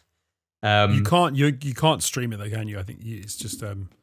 I'm so confused about this. You must be able to, because the influencers who played it earlier have all released their footage, no? Right. But then none of them streamed it. None of them streamed it, but this is the interesting thing. So before all of those previews came out, and I've been watching fucking all of them, it's ridiculous. I probably spoiled way too much for myself, but I'm super excited. Before that, I went onto an FAQ and it said, no, you can't stream. So it's like, okay, fine, I can't stream. Like, that's what they say. But then all of this stuff came out, and that kind of muddied the waters a bit. And then Alana Pierce said that she was going to stream it on the weekend. So I was like, oh, okay, interesting. Is she getting a special pass, or like a bunch of influencers getting a special pass? Well, how is that fair? I don't know. I'm probably thinking I'm going to see what's going to happen in terms of streaming And if it just seems like it's a fucking free-for-all and no one's paying attention to it, then I might just follow suit. But legitimately, fellas, the timing of this thing is fucking weird. I don't know if you remember, like, I did mention that there were very specific windows in which you could play this game, right? So I am going to bring up the... where is it? I'm going to bring up the schedule for you, and I'm going to tell you the times, and let me know if you think that this is kind of mental, because I think it's kind of mental. Okay, so tomorrow, being Friday, 12th of November, 11 a.m. to 2 p.m. Okay, so what? That's a 3-hour slot. Yeah, I think they're all 3-hour slots. In the middle of a working day, so that's not great. Not great. Okay. I'll try and steal away an hour or two. Don't tell my work, but there we go. Just a lunch break and a long shit. Bob's exactly. And I will catch up the time. I promise, bosses. Okay, session 2, 3 a.m. to 6 a.m. on Saturday. Oh, that's brutal. Fucking hell, man. Okay. Well. Okay. Session 3, a lot more manageable. 7 p.m. to 10 p.m. On Saturday. That's decent. It's a good time, but it's also like an annoyingly sociable time, especially for a family man. Yeah, I was going to say it's a really bad time for me because that's like slap bang and getting my son like in the bath and into bed. You almost want like an 11 till 1 kind of slot. Oh, PM 11 to 1 a.m. Yeah. That would be perfect. But I'm in negotiations with my family. So I thought you were going to say with Bandai Namco. Yeah, I wish. Have you been given a slot where there are like options? No. So you get given a code. So I've got the game installed on my PlayStation now. I could show you the splash screen, but it doesn't do anything. And then just the network just switches on, and then you get in and you play. I don't know. I'm anticipating that the first time there's going to be loads of like login issues. Yeah, true. Yeah, that first session might be a write-off. That is the point of these tests, after all, right? Okay. Anyway, next session on Sunday, 11 a.m. to 2 p.m. That's a decent one. Okay, that's decent. That's decent. Yeah, and then it could also be horrendous depending on like how you're, Yeah, again, I'm imagining all of these through the non-father gaze. Yeah, for you it's no problem. And the final session, okay, 5 a.m. to 6 a.m. No, sorry, 3 a.m. to 6 a.m. on Monday morning. That's brutal. Oh wow, yeah, that's heavy. That's heavy. That would be a perfect slot if you're on the east coast of the USA. Well, yeah, exactly. It's a mixed bag, but then again, like when I've got it for 7 p.m. to 10 p.m., it's probably still pretty good in that marriages. But yeah, so that's what I'm working with. But I hope to absolutely rinse it as much as I can. Hopefully my wife can take my wife take the son away. I don't know why that. I don't know why that triggered my Borat memories, but every now and then you hear the words "my wife's" in a certain way, and it gets triggered. Yeah, I get you. But yeah, so hopefully this section next week will be jam packed with Elden Ring. You guys are probably going to be sick of it, but there you go. I'm really looking forward to picking a brain. Yeah, me too. Did you guys watch any of the previews or any stuff that has come out since then? Not yet. You're gonna hate me. Yeah. So I did watch a couple of the regular ones. Okay. And then there was one, your IGNs, your GameSpots. Yeah, but also a few like influency. Okay. I can tell you the two that I would recommend you watching is Eurogamers. Okay. Eurogamers 1. Aoife's kind of like first overview one. That was really good. And obviously VatiVidya. He's the Dark Souls lore guy. What's one that I almost regret to have to tell you that I watched is that there's a guy, former Game Informer and Giant Bomb guy called Dan Reichert who got in. Yeah. And he did a full capture like everyone else and read the embargo, and it was like a 30-minute long embargo or whatever, and they could do this, that, and the other. And he decided, for whatever reason, that he would upload 30 minutes of him in real time trying and failing to kill the same boss over and over and over again. And it was that video that made me realize, like, oh wait, It's a Dark Souls game. Yeah, like you can watch the videos that they procure and they very neatly lay out and the open world and riding a horse and all these different. But at the same time, like you're gonna get fucked up in this game. And that was the video that opened my eyes to that. Yeah, it'll be interesting, man. It'll be so interesting. Like I'm partly tempted. I won't because it's just too much of a ball ache to kind of set up. But I really was thinking maybe I should just record my playthroughs and just figure out. That would be good. Why not? Well, because it's not on my laptop, right? It's through my PlayStation 4, which is like got like the thickest layer of dust on it because I haven't played it in like half a year, and then I've got to I've got to find the Elgato capture card. I've got to pipe everything through, and it's just like I might as well just switch on the PlayStation, and just play the fucking game. Fair enough. You should capture stuff on the PlayStation, to be fair, as well, if you really felt like that's true. With the share button. Yeah. You should capture like 10-minute long 720p clips. It'd be beautiful. Maybe I'll tell you what. When I get to bosses, maybe that's what I'll do, and just get like a montage of me failing over and over again. Yeah. Well, Chris, as someone that completely forgot that I was meant to play a beta for a game that I'm still not even allowed to talk about because I signed an NDA. I hope, for your sake, that you find the time to play this one. I will find the time, whether it's an hour or multiple. I will do it because I'm beyond hyped for this game now, which is in itself a problem. But yeah, that sounds like a good problem. Well, Cyberpunk would disagree with you, but there you go. Cyberpunk was hyped. Jonesy's chair would disagree with you. Yeah, but Cyberpunk was bad, and I don't think that Elden Ring will be. Cyberpunk's not bad. It's just Cyberpunk was not as good as people wanted it to be. That's true. But I think Elden Ring will be. There you go. That's my hot take. By all accounts, it does seem it. But yeah, like, I can't fucking wait. But yeah, I'd suggest watching Eurogame and VatiVidya and to get like, to be fair, to round out your perspective, because I think it's always good to kind of watch the bad with the good, right? Yes, sure. Do you think Elden Ring will be as good as Breath of the Wild? God, Jonesy. I think it'll be very different. It's a very diplomatic answer. That's the only answer I can give at this point. I mean, I haven't even fucking played it, so... Have to watch you next week. Well, yeah. Anyway, there we go. Go on, Jamie.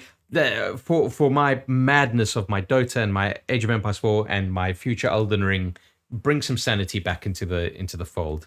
I don't think there's going to be much sanity to be found here. I think it's just as bonkers as anything. I can rattle through some of these, luckily, because they don't need that much discussion. Top of that line is Unpacking, Chris, which you recommended to me last week.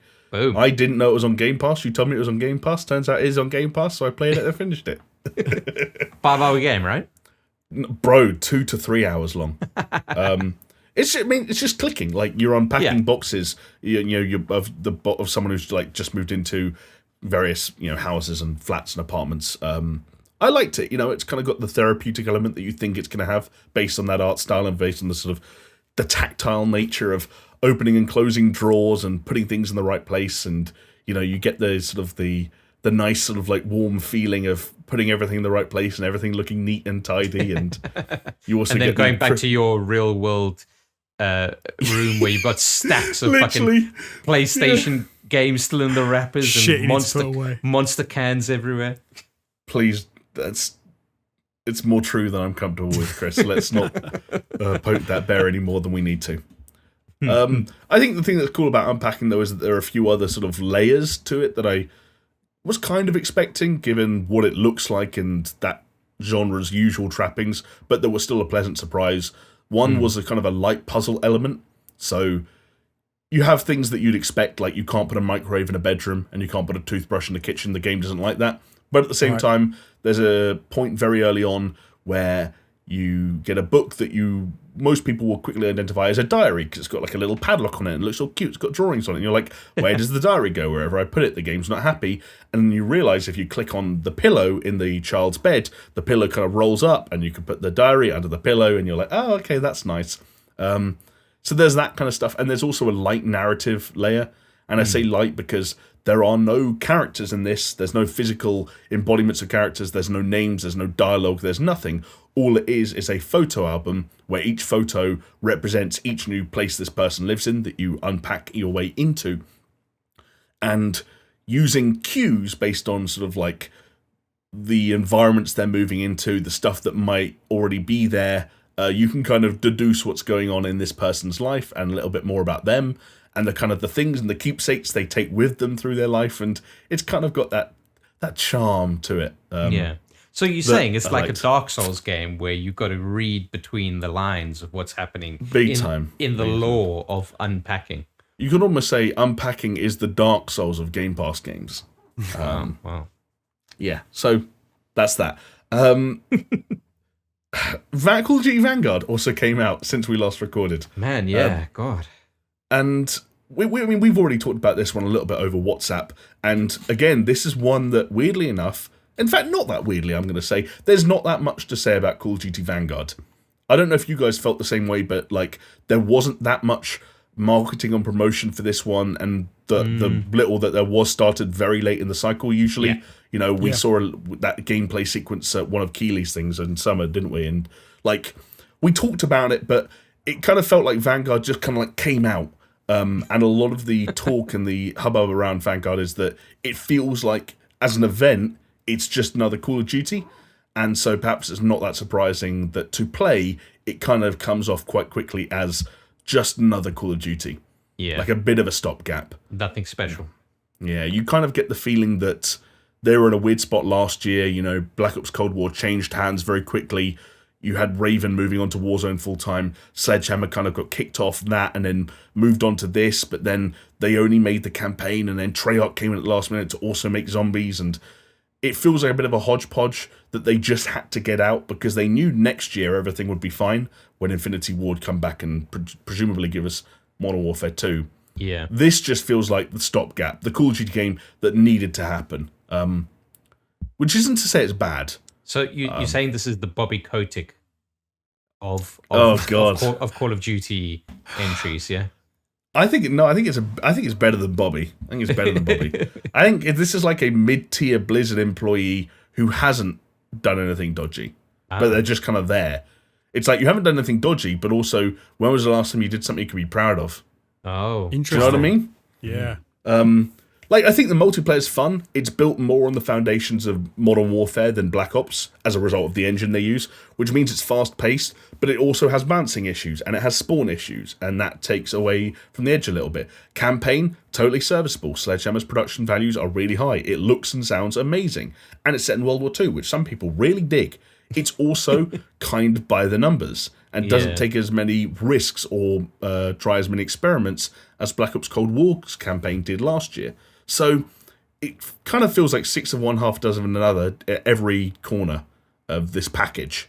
Yeah, it does. Yeah. It does feel like. What is with the whole, like, basically them just sort of sliding it out? Because even if you don't see a ridiculous amount of advertising for it as it's building up and trailers and things with Call of Duty, I feel like as soon as it does come out, they hit it really hard with the online advertising, the marketing, everything. It definitely feels this time round like there's been less of that. Oh, maybe there hasn't been, but it does. One big reason, fellas. Yeah. Activision? Warzone. Like the oh, well, yeah. Like your player base is there, and every time they log into a game, right? They've got it in their face. So why spend the money on external advertising? So obviously you could say like, oh, well, what was the difference with fucking Cold War? Well, Cold War, they still tried the older model, but maybe they've realized actually the data points they've taken from Cold War is they don't actually fucking need to do that. They don't need to do that. They've got the install base. Like they're selling it. Maybe they're selling it to Cold War fans, like to Call of Duty fans. And it's like, those are the people that are going to buy it, so fuck it, that's it. They buy it every year, you know they're like FIFA fans, you don't need to advertise it, they're going to buy it. All you need to do is have a trailer saying it's coming out of the state, and that's it. That's all, literally all it is. Yeah. Yes. It's interesting. I was going to say a Christmas buy for me, I think. I was going to say Warzone's new map comes out next month as well, so we can see if there's any noticeable difference at that point in kind of online chatter and maybe even promotional stuff. Yeah. But yeah, bottom line, Vanguard is not a bad game. I like the multiplayer more than Black Ops Cold War, and I think the campaign is fine, but just not as doesn't try the few things that it does try to differentiate itself and to experiment with the formula don't always land, but they don't miss either, and that's kind of the takeaway for that whole package. Okay. Also, it's still good value for money if you like all three components of Call of Duty games, right? You know? Yeah, like zombies, multiplayer, single player, and I guess actually the fourth component now is Warzone as well, right? Right, exactly. Like, there's still a lot of content. There's a lot of bang for your buck, depending on how much you pay for, I guess. But yeah, Vanguard. I also played, again, courtesy of Game Pass, some Forza Horizon 5 this week. Oh yeah. So I was going to jump into it. But with Age of Empires 4 and Dota, all those fucking losses, and upcoming Elden Ring, I think I'm only going to jump into it from next week. But I'm solidly looking forward to it. I think you're going to have a good time, man. I think most people who jump into Forza Horizon 5, as I'm sure people have, grown to understand based on the reception it's received almost unanimously, you'll have a good time, because that's all Forza Horizon 5 really is when you kind of scratch beneath the surface. It's just a good time. They have built a really gorgeous, detailed, vast playground, essentially, and put a solid racing game in it. And it kind of just ticks all the boxes. Like, the racing is kind of that... It's still grounded in simulation, as you'd expect from a Forza game, but it's got just enough kind of like looseness that I think it is approachable and user-friendly for newcomers. It's a very rewarding experience, almost to a fault, where it really wants you to know that it really wants you to have fun playing the game by telling you that you're doing good stuff. You're always earning shit. You're always filling up some bar. You're always getting some reward. There is a lot of that. But I'm hoping I can play this one. What do you remember that I played? Is it Forza Horizon 4, which is on the Game Pass? Yeah. I played, and it was an issue, a PC issue where I think I talked about it before on the podcast. Like, my keyboard had a bug. I had a bug where the brakes were constantly on, and if you tried to turn, and it just wouldn't drive, and I do recall the controller wouldn't work, the keyboard, and so I just had. Well, you got to try it out. Although I'll try this one. The install is like 101 gigs or something. It is big. Knew that was coming. Yeah. But it's also like perhaps one of the most technically well-rounded open worlds like I've ever played any game in, let alone a racing game. So it kind of warrants that size in some respects. Yeah, sure. It's just, they've done other things to try and make things a bit more fun. There are like lots of like creation tools in there. There's more arcadey game modes to try and harness some more of that kind of like ridiculousness that was maybe arguably missing in earlier Forzas. The pinatas or something? Yeah, there's like pinata, and there's like weird, like like weird like areas where you're going off ramps and like all kinds of shit. It's kind of got that thing that I always refer back to Burnout Paradise for, which is that like, how can we put things in the open world to make just the act of driving fun, where there's speed traps or like areas where you have to maintain a certain speed or big stunt jumps, and it's a very seamless and enjoyable experience. Because without that stuff, like open world driving games can almost feel kind of flat and dull, and like you can just, so I think you need those elements, don't you, to kind of populate the world to some degree. Yeah. And the other thing that Playground do really well is just presentation, not just in the visuals, but in the way they kind of like, you might have heard a lot of talk about like the way this game opens, like a car being dropped out the back of a plane, and it does the thing that lots of Horizon games do, where you're kind of, it shows off the different biomes by, you're doing one big race against a big plane, and you're going through the rainforest and the swamp, and then you're being airdropped on top of a volcano and driving down the side of it. And they definitely know how to build a stylish and almost cinematic at times kind of sequence of gameplay moments and gameplay vignettes. They do a lot right. They don't do much wrong. And I think that's why it's got such high reviews. Yeah. It's hard to know what to kind of criticize it for. There might be things that you just inherently don't like that much as an individual, but it's hard to know what to criticize the game for, if that makes sense. Yeah, that makes sense.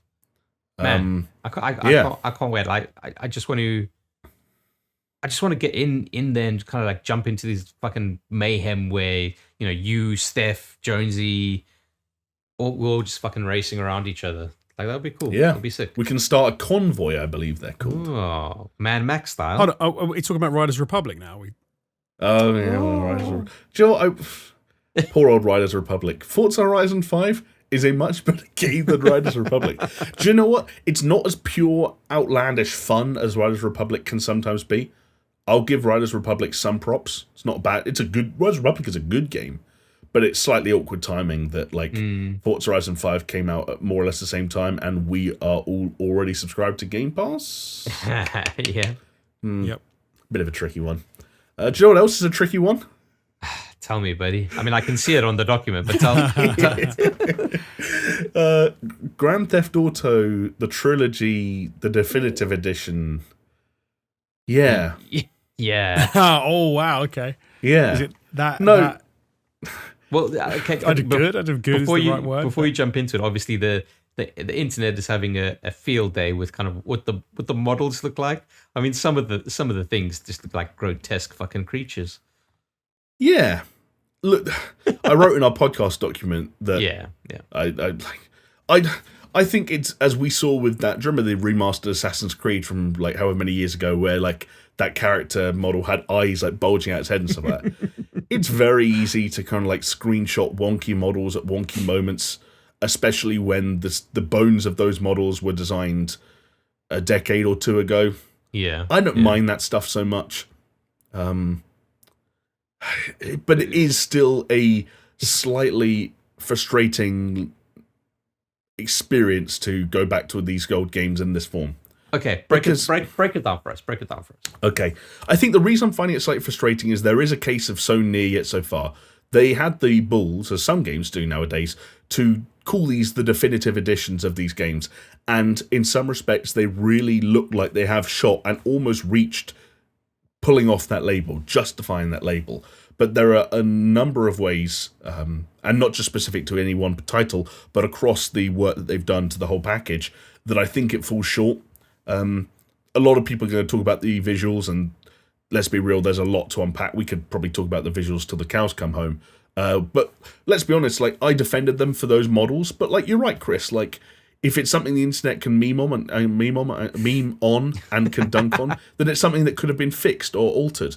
And there are some things that I won't defend. One thing that people have been sharing at the moment is there's an image where it's an NPC who wears a basketball jersey, and the number on the back is a kind of a painted on 9, but the bump map from the original model is a 7, and they haven't changed the bump map, so you can still see the original 7 like ingrained into his back, and then a 9 put over the top of it. There's also a bit where there were these low-res sort of posters on a shop window in Vice City that you could barely read, and clearly the developers have gone back, recreated those assets, but not bothered to check if they have like read them correctly. So the example is it's a guitar shop called Screamin' Collins Guitars, and in one of the window it says air guitars from $199.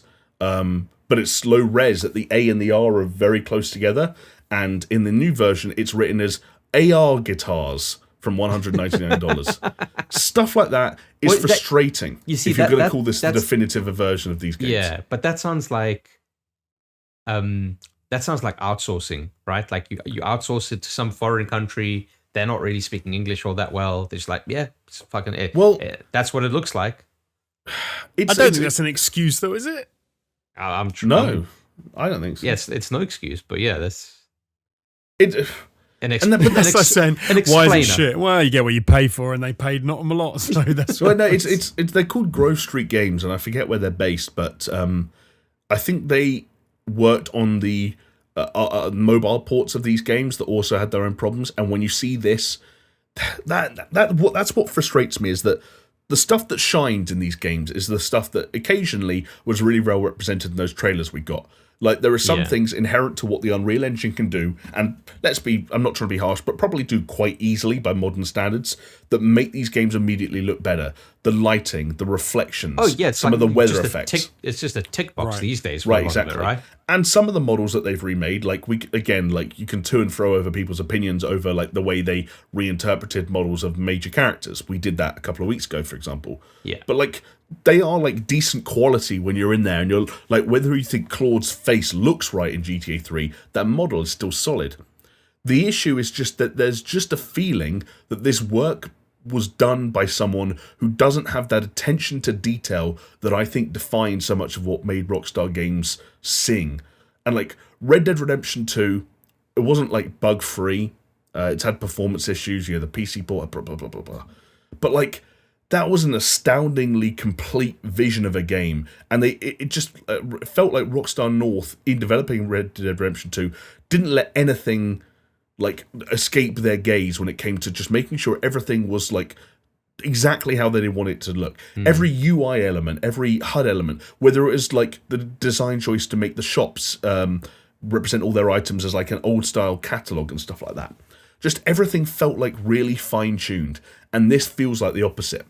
Even down to, it's something we've talked about before, and I don't know if other people feel the same, but even down to font choices.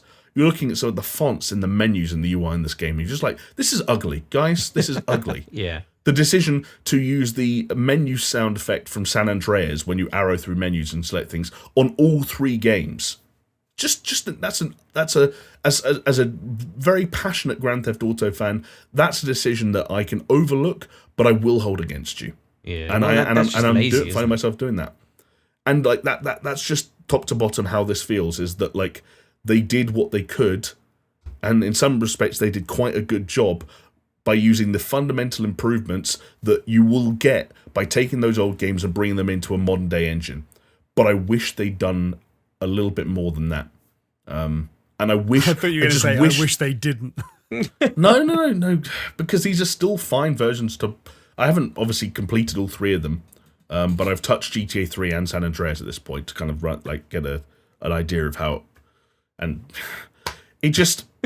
This was an opportunity to make the versions of the games that live up to that title, the definitive versions of these games, 3 of the most iconic and in some cases most important open world games of all time, and I don't think they nailed that, and I think that's a real shame. You're saying what they did is they pulled the Diablo 2 Resurrected. Well, people really liked that Diablo 2 Resurrected, and some people did, and I was never the target audience for that. What I'm saying is like how it's kind of bums me out that we're in an era where Rockstar are depressingly dry as it is, right? Yeah. Like who knows how long we're going to be waiting for the next mainline core Rockstar release and what it's even going to be. Presumably GTA 6 at this point, but fuck knows. We got this in the interim. This is the thing that tides us over, and it felt like Rockstar just kind of like let this one slip through their fingers a little bit.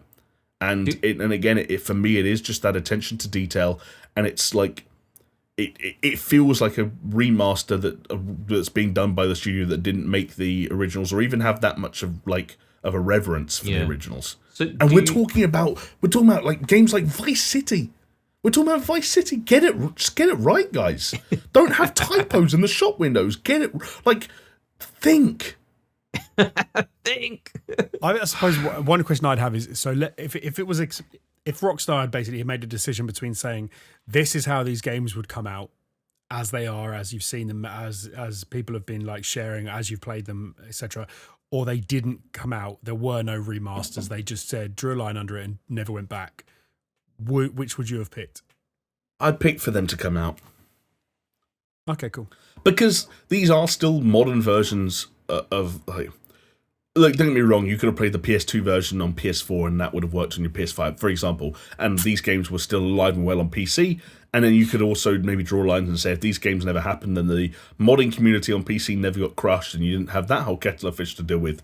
But like fundamentally, can you play Grand Theft Auto Vice City on a PlayStation 5 at 4K 60 frames per second and most of the time be looking at like a pretty darn tasty remaster? Yes. Like with Vanguard, I can't get away from the fact that fundamentally there's nothing that wrong here. Yeah. I just wish there was more. That I wish I was like fucking celebrating this game to no end. Yeah.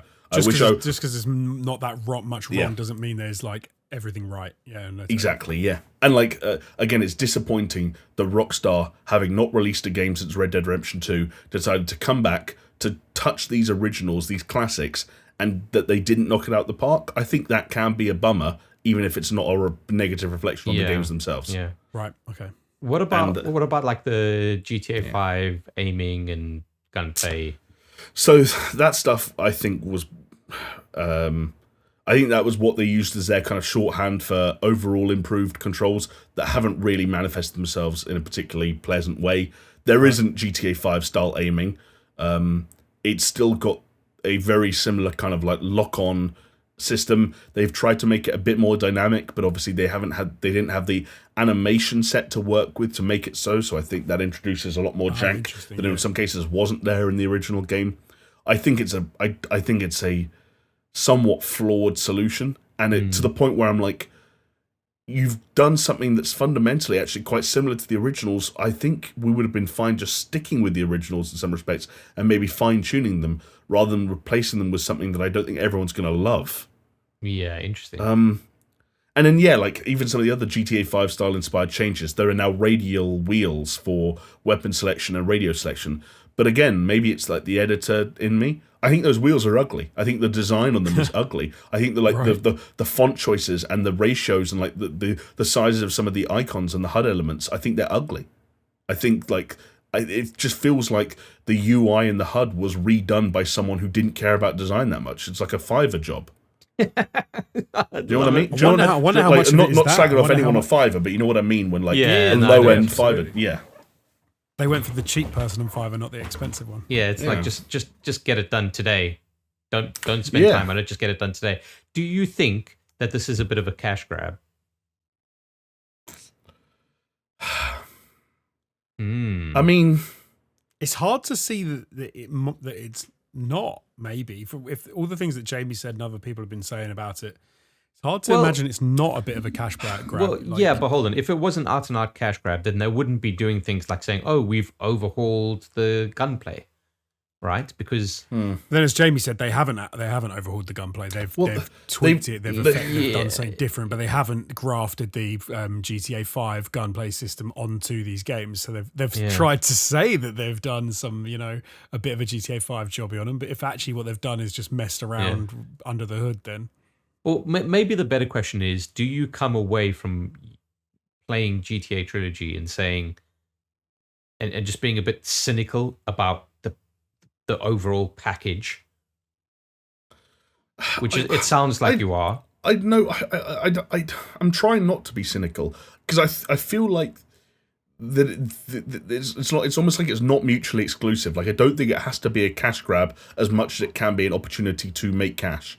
Sure. Do you know what it felt like to me? It was like, I think Rockstar are probably as aware as anyone else. Their release schedule hasn't gone the way they wanted it to. I don't think Rockstar, let's say GTA 6 does come out in 2024. I don't think Rockstar necessarily planned to have a 6-year gap between GTA 6 and Red Dead Redemption 2.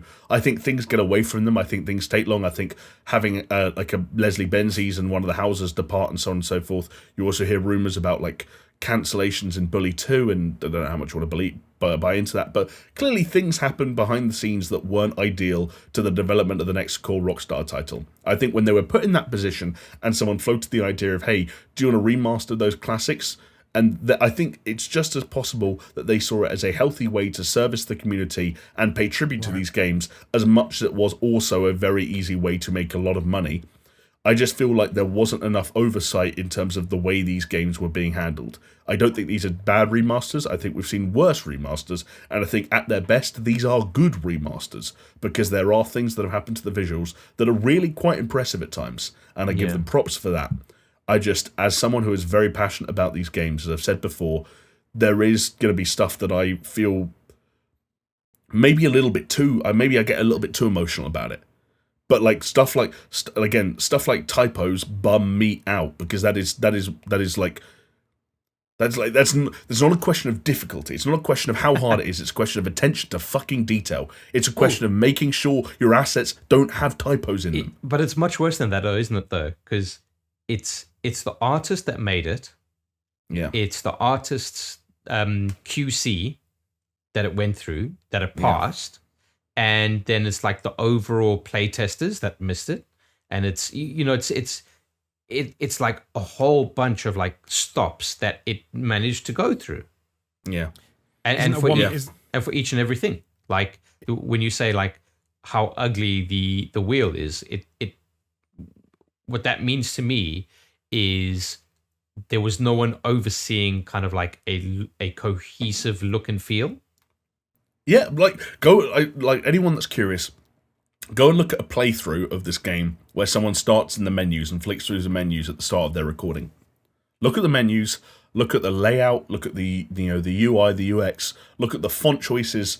Again, I'd say it again, even though it's something that most people might not even notice. Look at the fact that they just chose the default San Andreas sound effect for the menu tones and use that for all 3 separate games that you can buy separately. GTA not Vice City. anymore. Well, no, I think I don't even know anymore. But GTA Vice City has San Andreas' menu tones when Which makes no sense. Just little things like that. Yeah, that's a travesty, man. That's a travesty. It's just a bummer. It's just a bummer. And like I can overlook some things. I can like when we were looking at the trailers and the images that released beforehand, I didn't care that characters looked a little bit cartoony or body proportions looked a bit weird. I didn't care that Lance Vance's face looked like he'd been like fucking smeared with like some anti-wrinkle cream. You know, I defended that stuff. I came on this podcast and defended that stuff because I believed that they were doing it all in, in service of creating a good overall product. And that they've dropped the ball in too many other areas for me. Yeah, it sounds like one of the big things is like Rockstar should be synonymous with quality and attention to detail and outputting like the top tier of games. It's like we always look forward to, and it seems like they haven't done the one thing you'd hope they would do. They haven't done.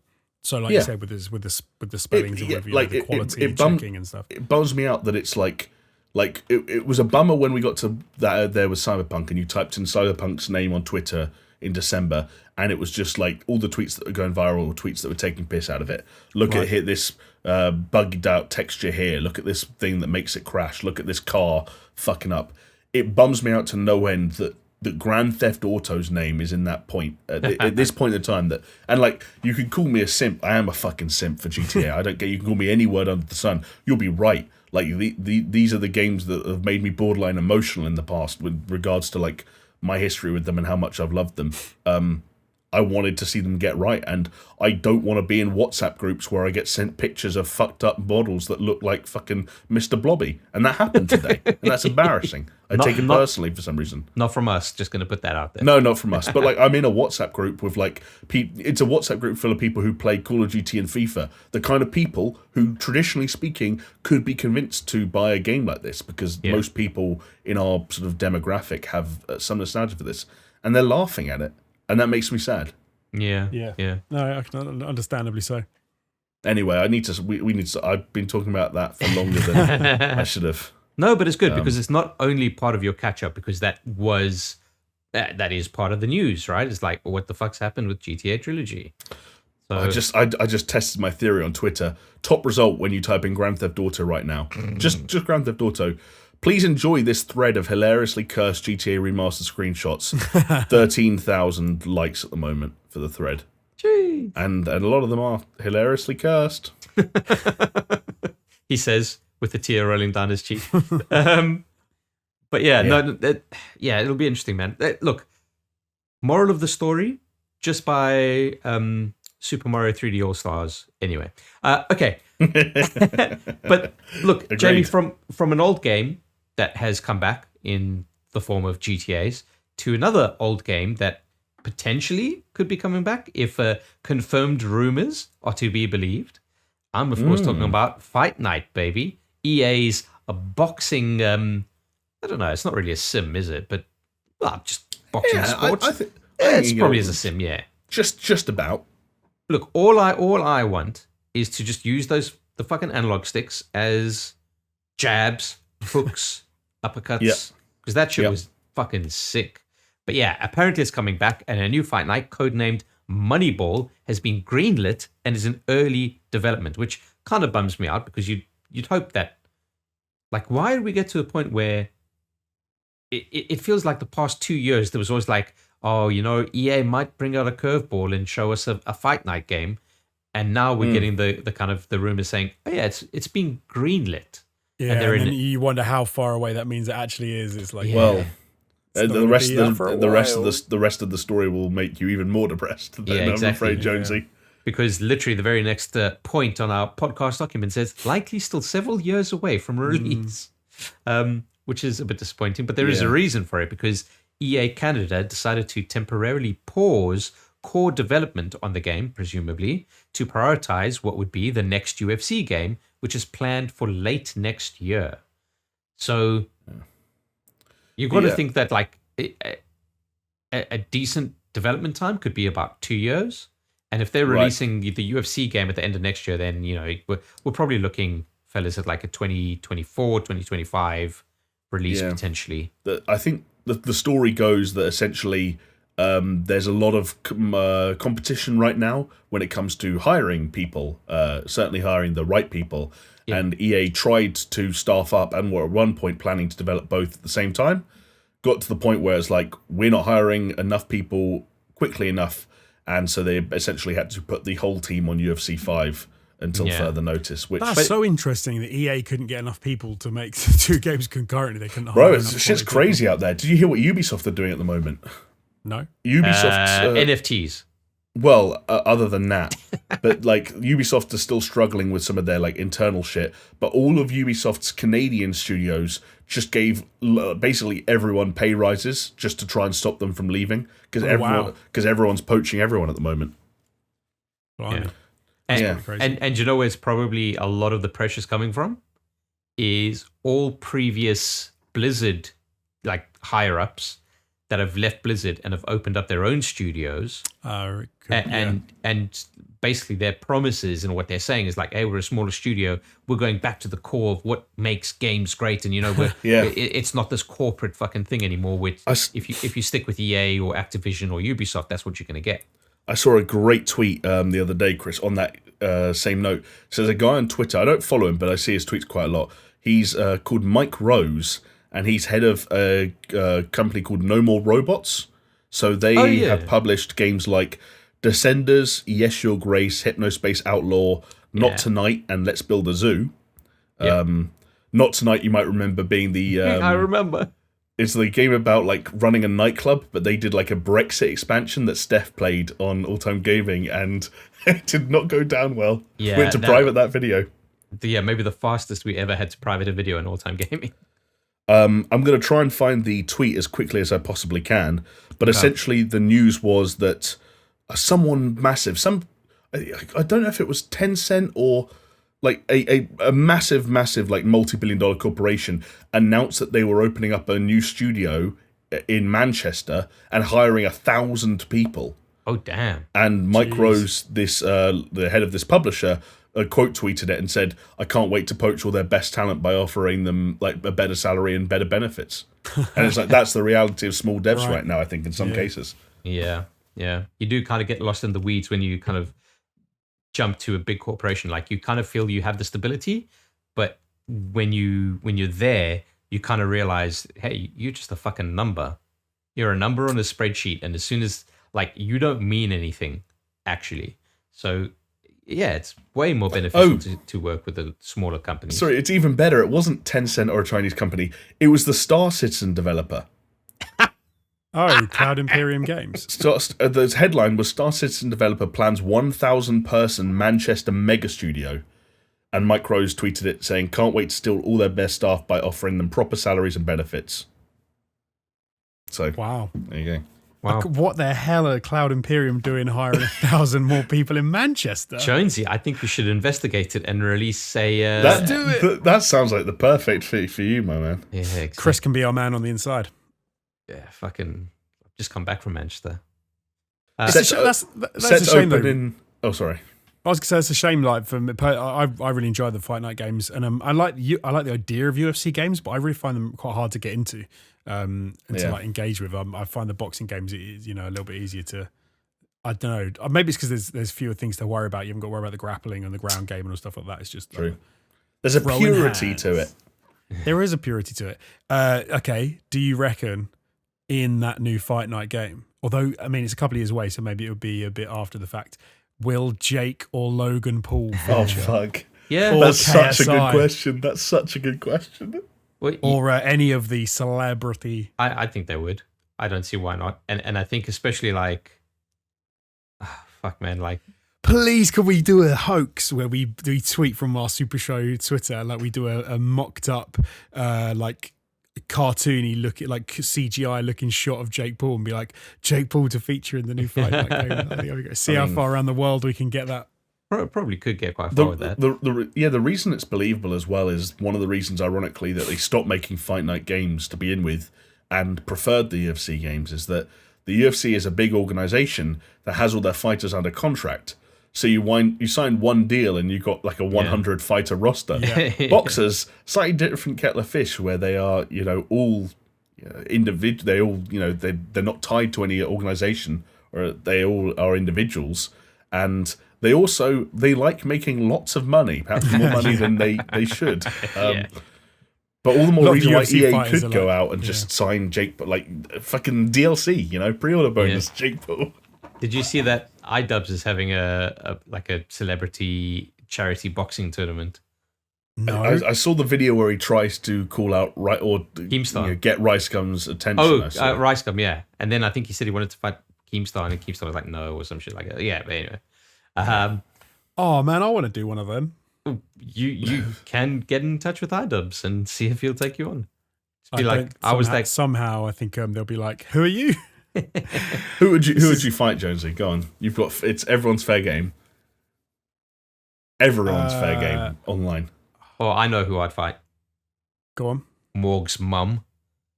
Oh wow, yeah, sure. I mean, there may potentially be some. I can think of a few issues that might crop up should you get into a ring with a borderline elderly woman, but I'd still be entertaining. Hell yeah. I've got no idea. I don't know enough. I'm surprised you didn't say like the quartering or something like that off the cuff. Nah, why? Wouldn't it be fun to just like slap punch him in the head? Yeah. No, like I watch his content. Well, actually, I don't. No, but still, you can lovingly punch someone in the head. I was trying to think of someone I don't really like who would be funny to punch them. Who doesn't Jonesy like? I'd like to box Mutahar. Okay, I think not because I have anything against them, but I think it would be a nice fight. Oh, I know who I'd box. Go on. Ethan Klein. Oh, that's a good one, actually. I'd like to watch you box Ethan Klein. That would be great. Do they worry about like weight classes and stuff when you get into the celebrity things? They don't really give a shit, do they? You can kind of like just call it an exhibition fight, and you've got like cut weight and stuff to try and make it to the into the. I mean, half the time they're making their own rules. I mean, Mike Tyson fight a few months ago where they weren't even allowed to knock each other out.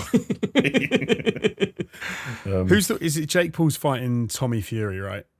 That's what might be. I don't know if that's all 100% confirmed yet, but what's he? Jake Paul's cruiserweight, apparently. Current weight limit for division is 200. Oh, I'm too heavy for that. I'll have to go in the one. I'll have to cut weight to get into that sort of category. I don't know. We'll have to see. You can do it, mate. I have faith. Although Ethan Klein's a bit meaty boy, isn't he? I reckon he's. Yeah, but he's not going to be that tall, is he? He'll be shorter than you, I reckon. I think he's probably. I imagine him being around your height, Chris, Ethan. I think he'll be taller than me. 5'9", 5'10", apparently. He's quite tall. What if we did like 5'11"? He's bang on my height, apparently. 5'11". What if we did like a triple threat, or we got Steph involved for a fatal four-way, and just like took one of the rival list-based channels like Game Ranks or that would be amazing. I love that. Or What Culture. And, I would love that. That would be so good. Watch Mojo. Outside Xbox. But that's outside Xbox are like mainly female. What are you talking about? It's like they got that one guy who's losing all his hair. More chance to win. Who's the guy whose hairline is like halfway back his head? Johnny, he's probably killed. I don't even know. Johnny English. But that's a very good point. Like all these YouTubers are going into like boxing, but you don't really see like. Imagine if there was a YouTuber wrestling federation. That'd be fucking quality. Oh, Ethan Klein's teased a boxing match with Keemstar, apparently.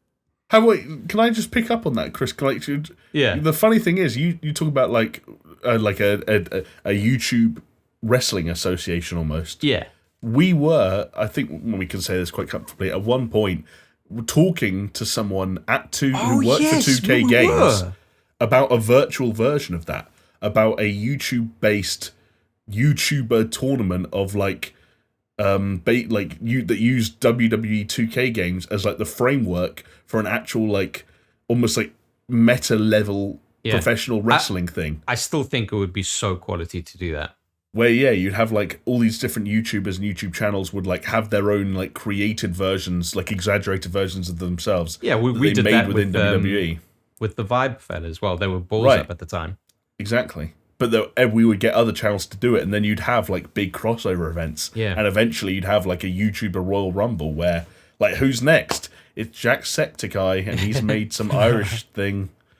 And we even said like we'd have like exhibition matches in the ring with an audience where like the computers were set up in the ring and you just kind of go for it there. And like the possibilities are endless.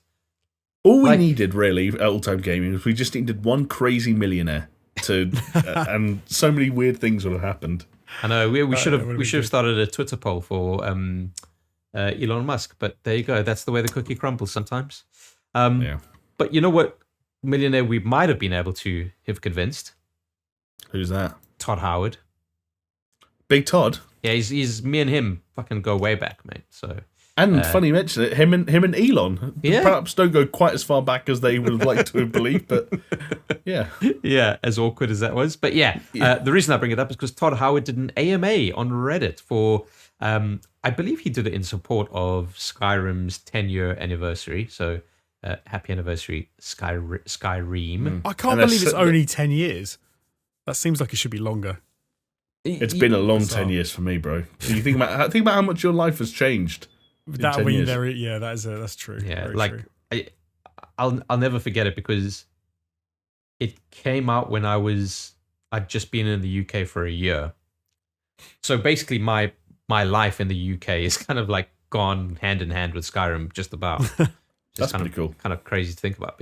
But there were a few kind of snippets. I mean, like we're kind of getting on with time, so we'll just touch on a few things. But Todd Howard did talk quite a bit about Starfield, which was nice and refreshing to see. He did say that he'd prefer to show any innovations that Starfield might make, and that we'll probably see it in the summer, which makes me think, fellas, don't know how you think about this, but I'm thinking Game Awards. Game Awards? But that's not summer, I know, but I think probably we could see something in Game Awards. Like, as in next month's Game Awards? Yeah. Why not? Never say never, right? Why not? But if he is talking about summer, is he talking about like E3, presumably, or I think he means or like an Xbox showcase, Western summer.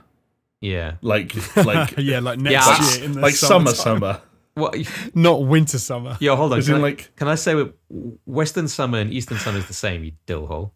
No, but I'm talking about North and South. No, but I'm trying to give you an out because you said you literally read Todd Howard says we might see Starfield in summer. How about the Game Awards? I'm trying to do you a favour. I did mess that up because I am thinking about South African summer in December. But see there. But it's still not out of the realm of possibility. Just gonna throw that out. You're right. It's not out of the realm. And you know what? Keeley made some announcements about the Game Awards now that you mentioned them and said there's going to be like 40 to 50 games there or something like that. Yes, announcements and shit, and there's gonna be new. He's gone completely fucking off the rails. It gets to the point where it's too much, and it all becomes a blur. No, it's like yes, it does, man. Bro, tell me you're not gagging for another like big live. I can't wait to sit around the.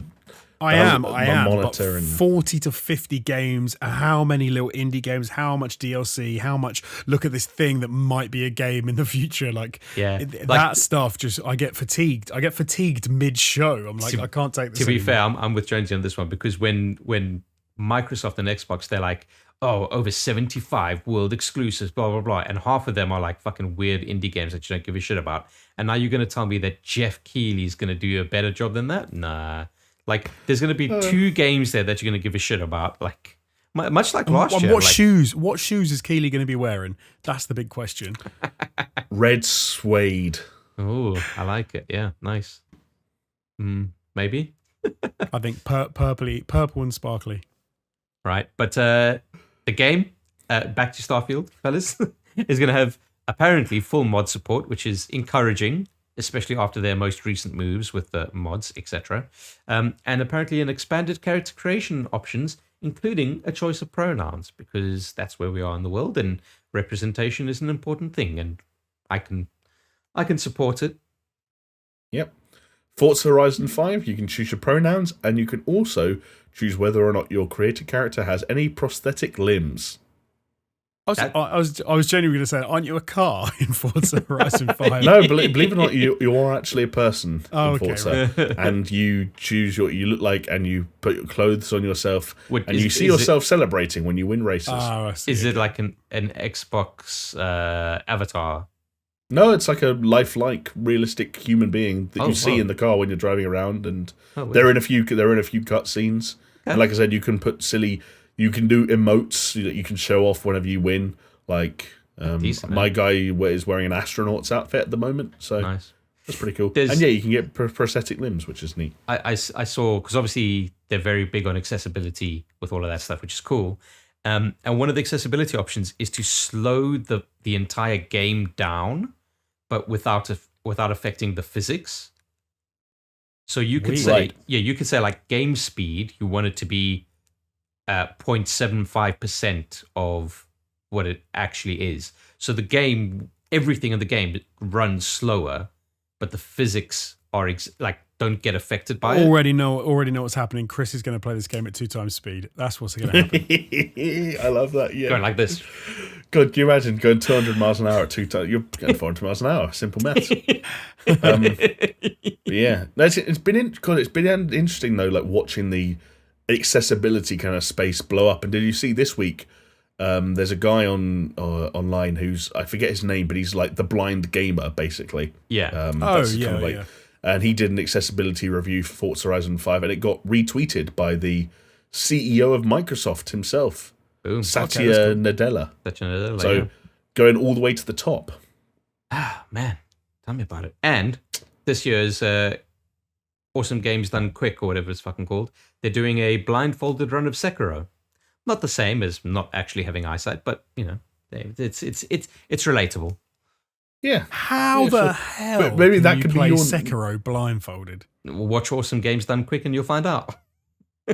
Would that be kind of like the accessibility version of blackface? If you were like the blindfolded gamer, and you weren't actually blind, but you were just like blindfolded, and you did accessibility reviews. Like, if I were blind, I would say that Forza Horizon 5 is remarkably playable. Oh man, yeah. I'm gonna. This is like, you could do like a thing where you can, like, here's a review of Forza Horizon 5 for someone with no hands, but you're just trying to play it with your elbows. You do still have hands.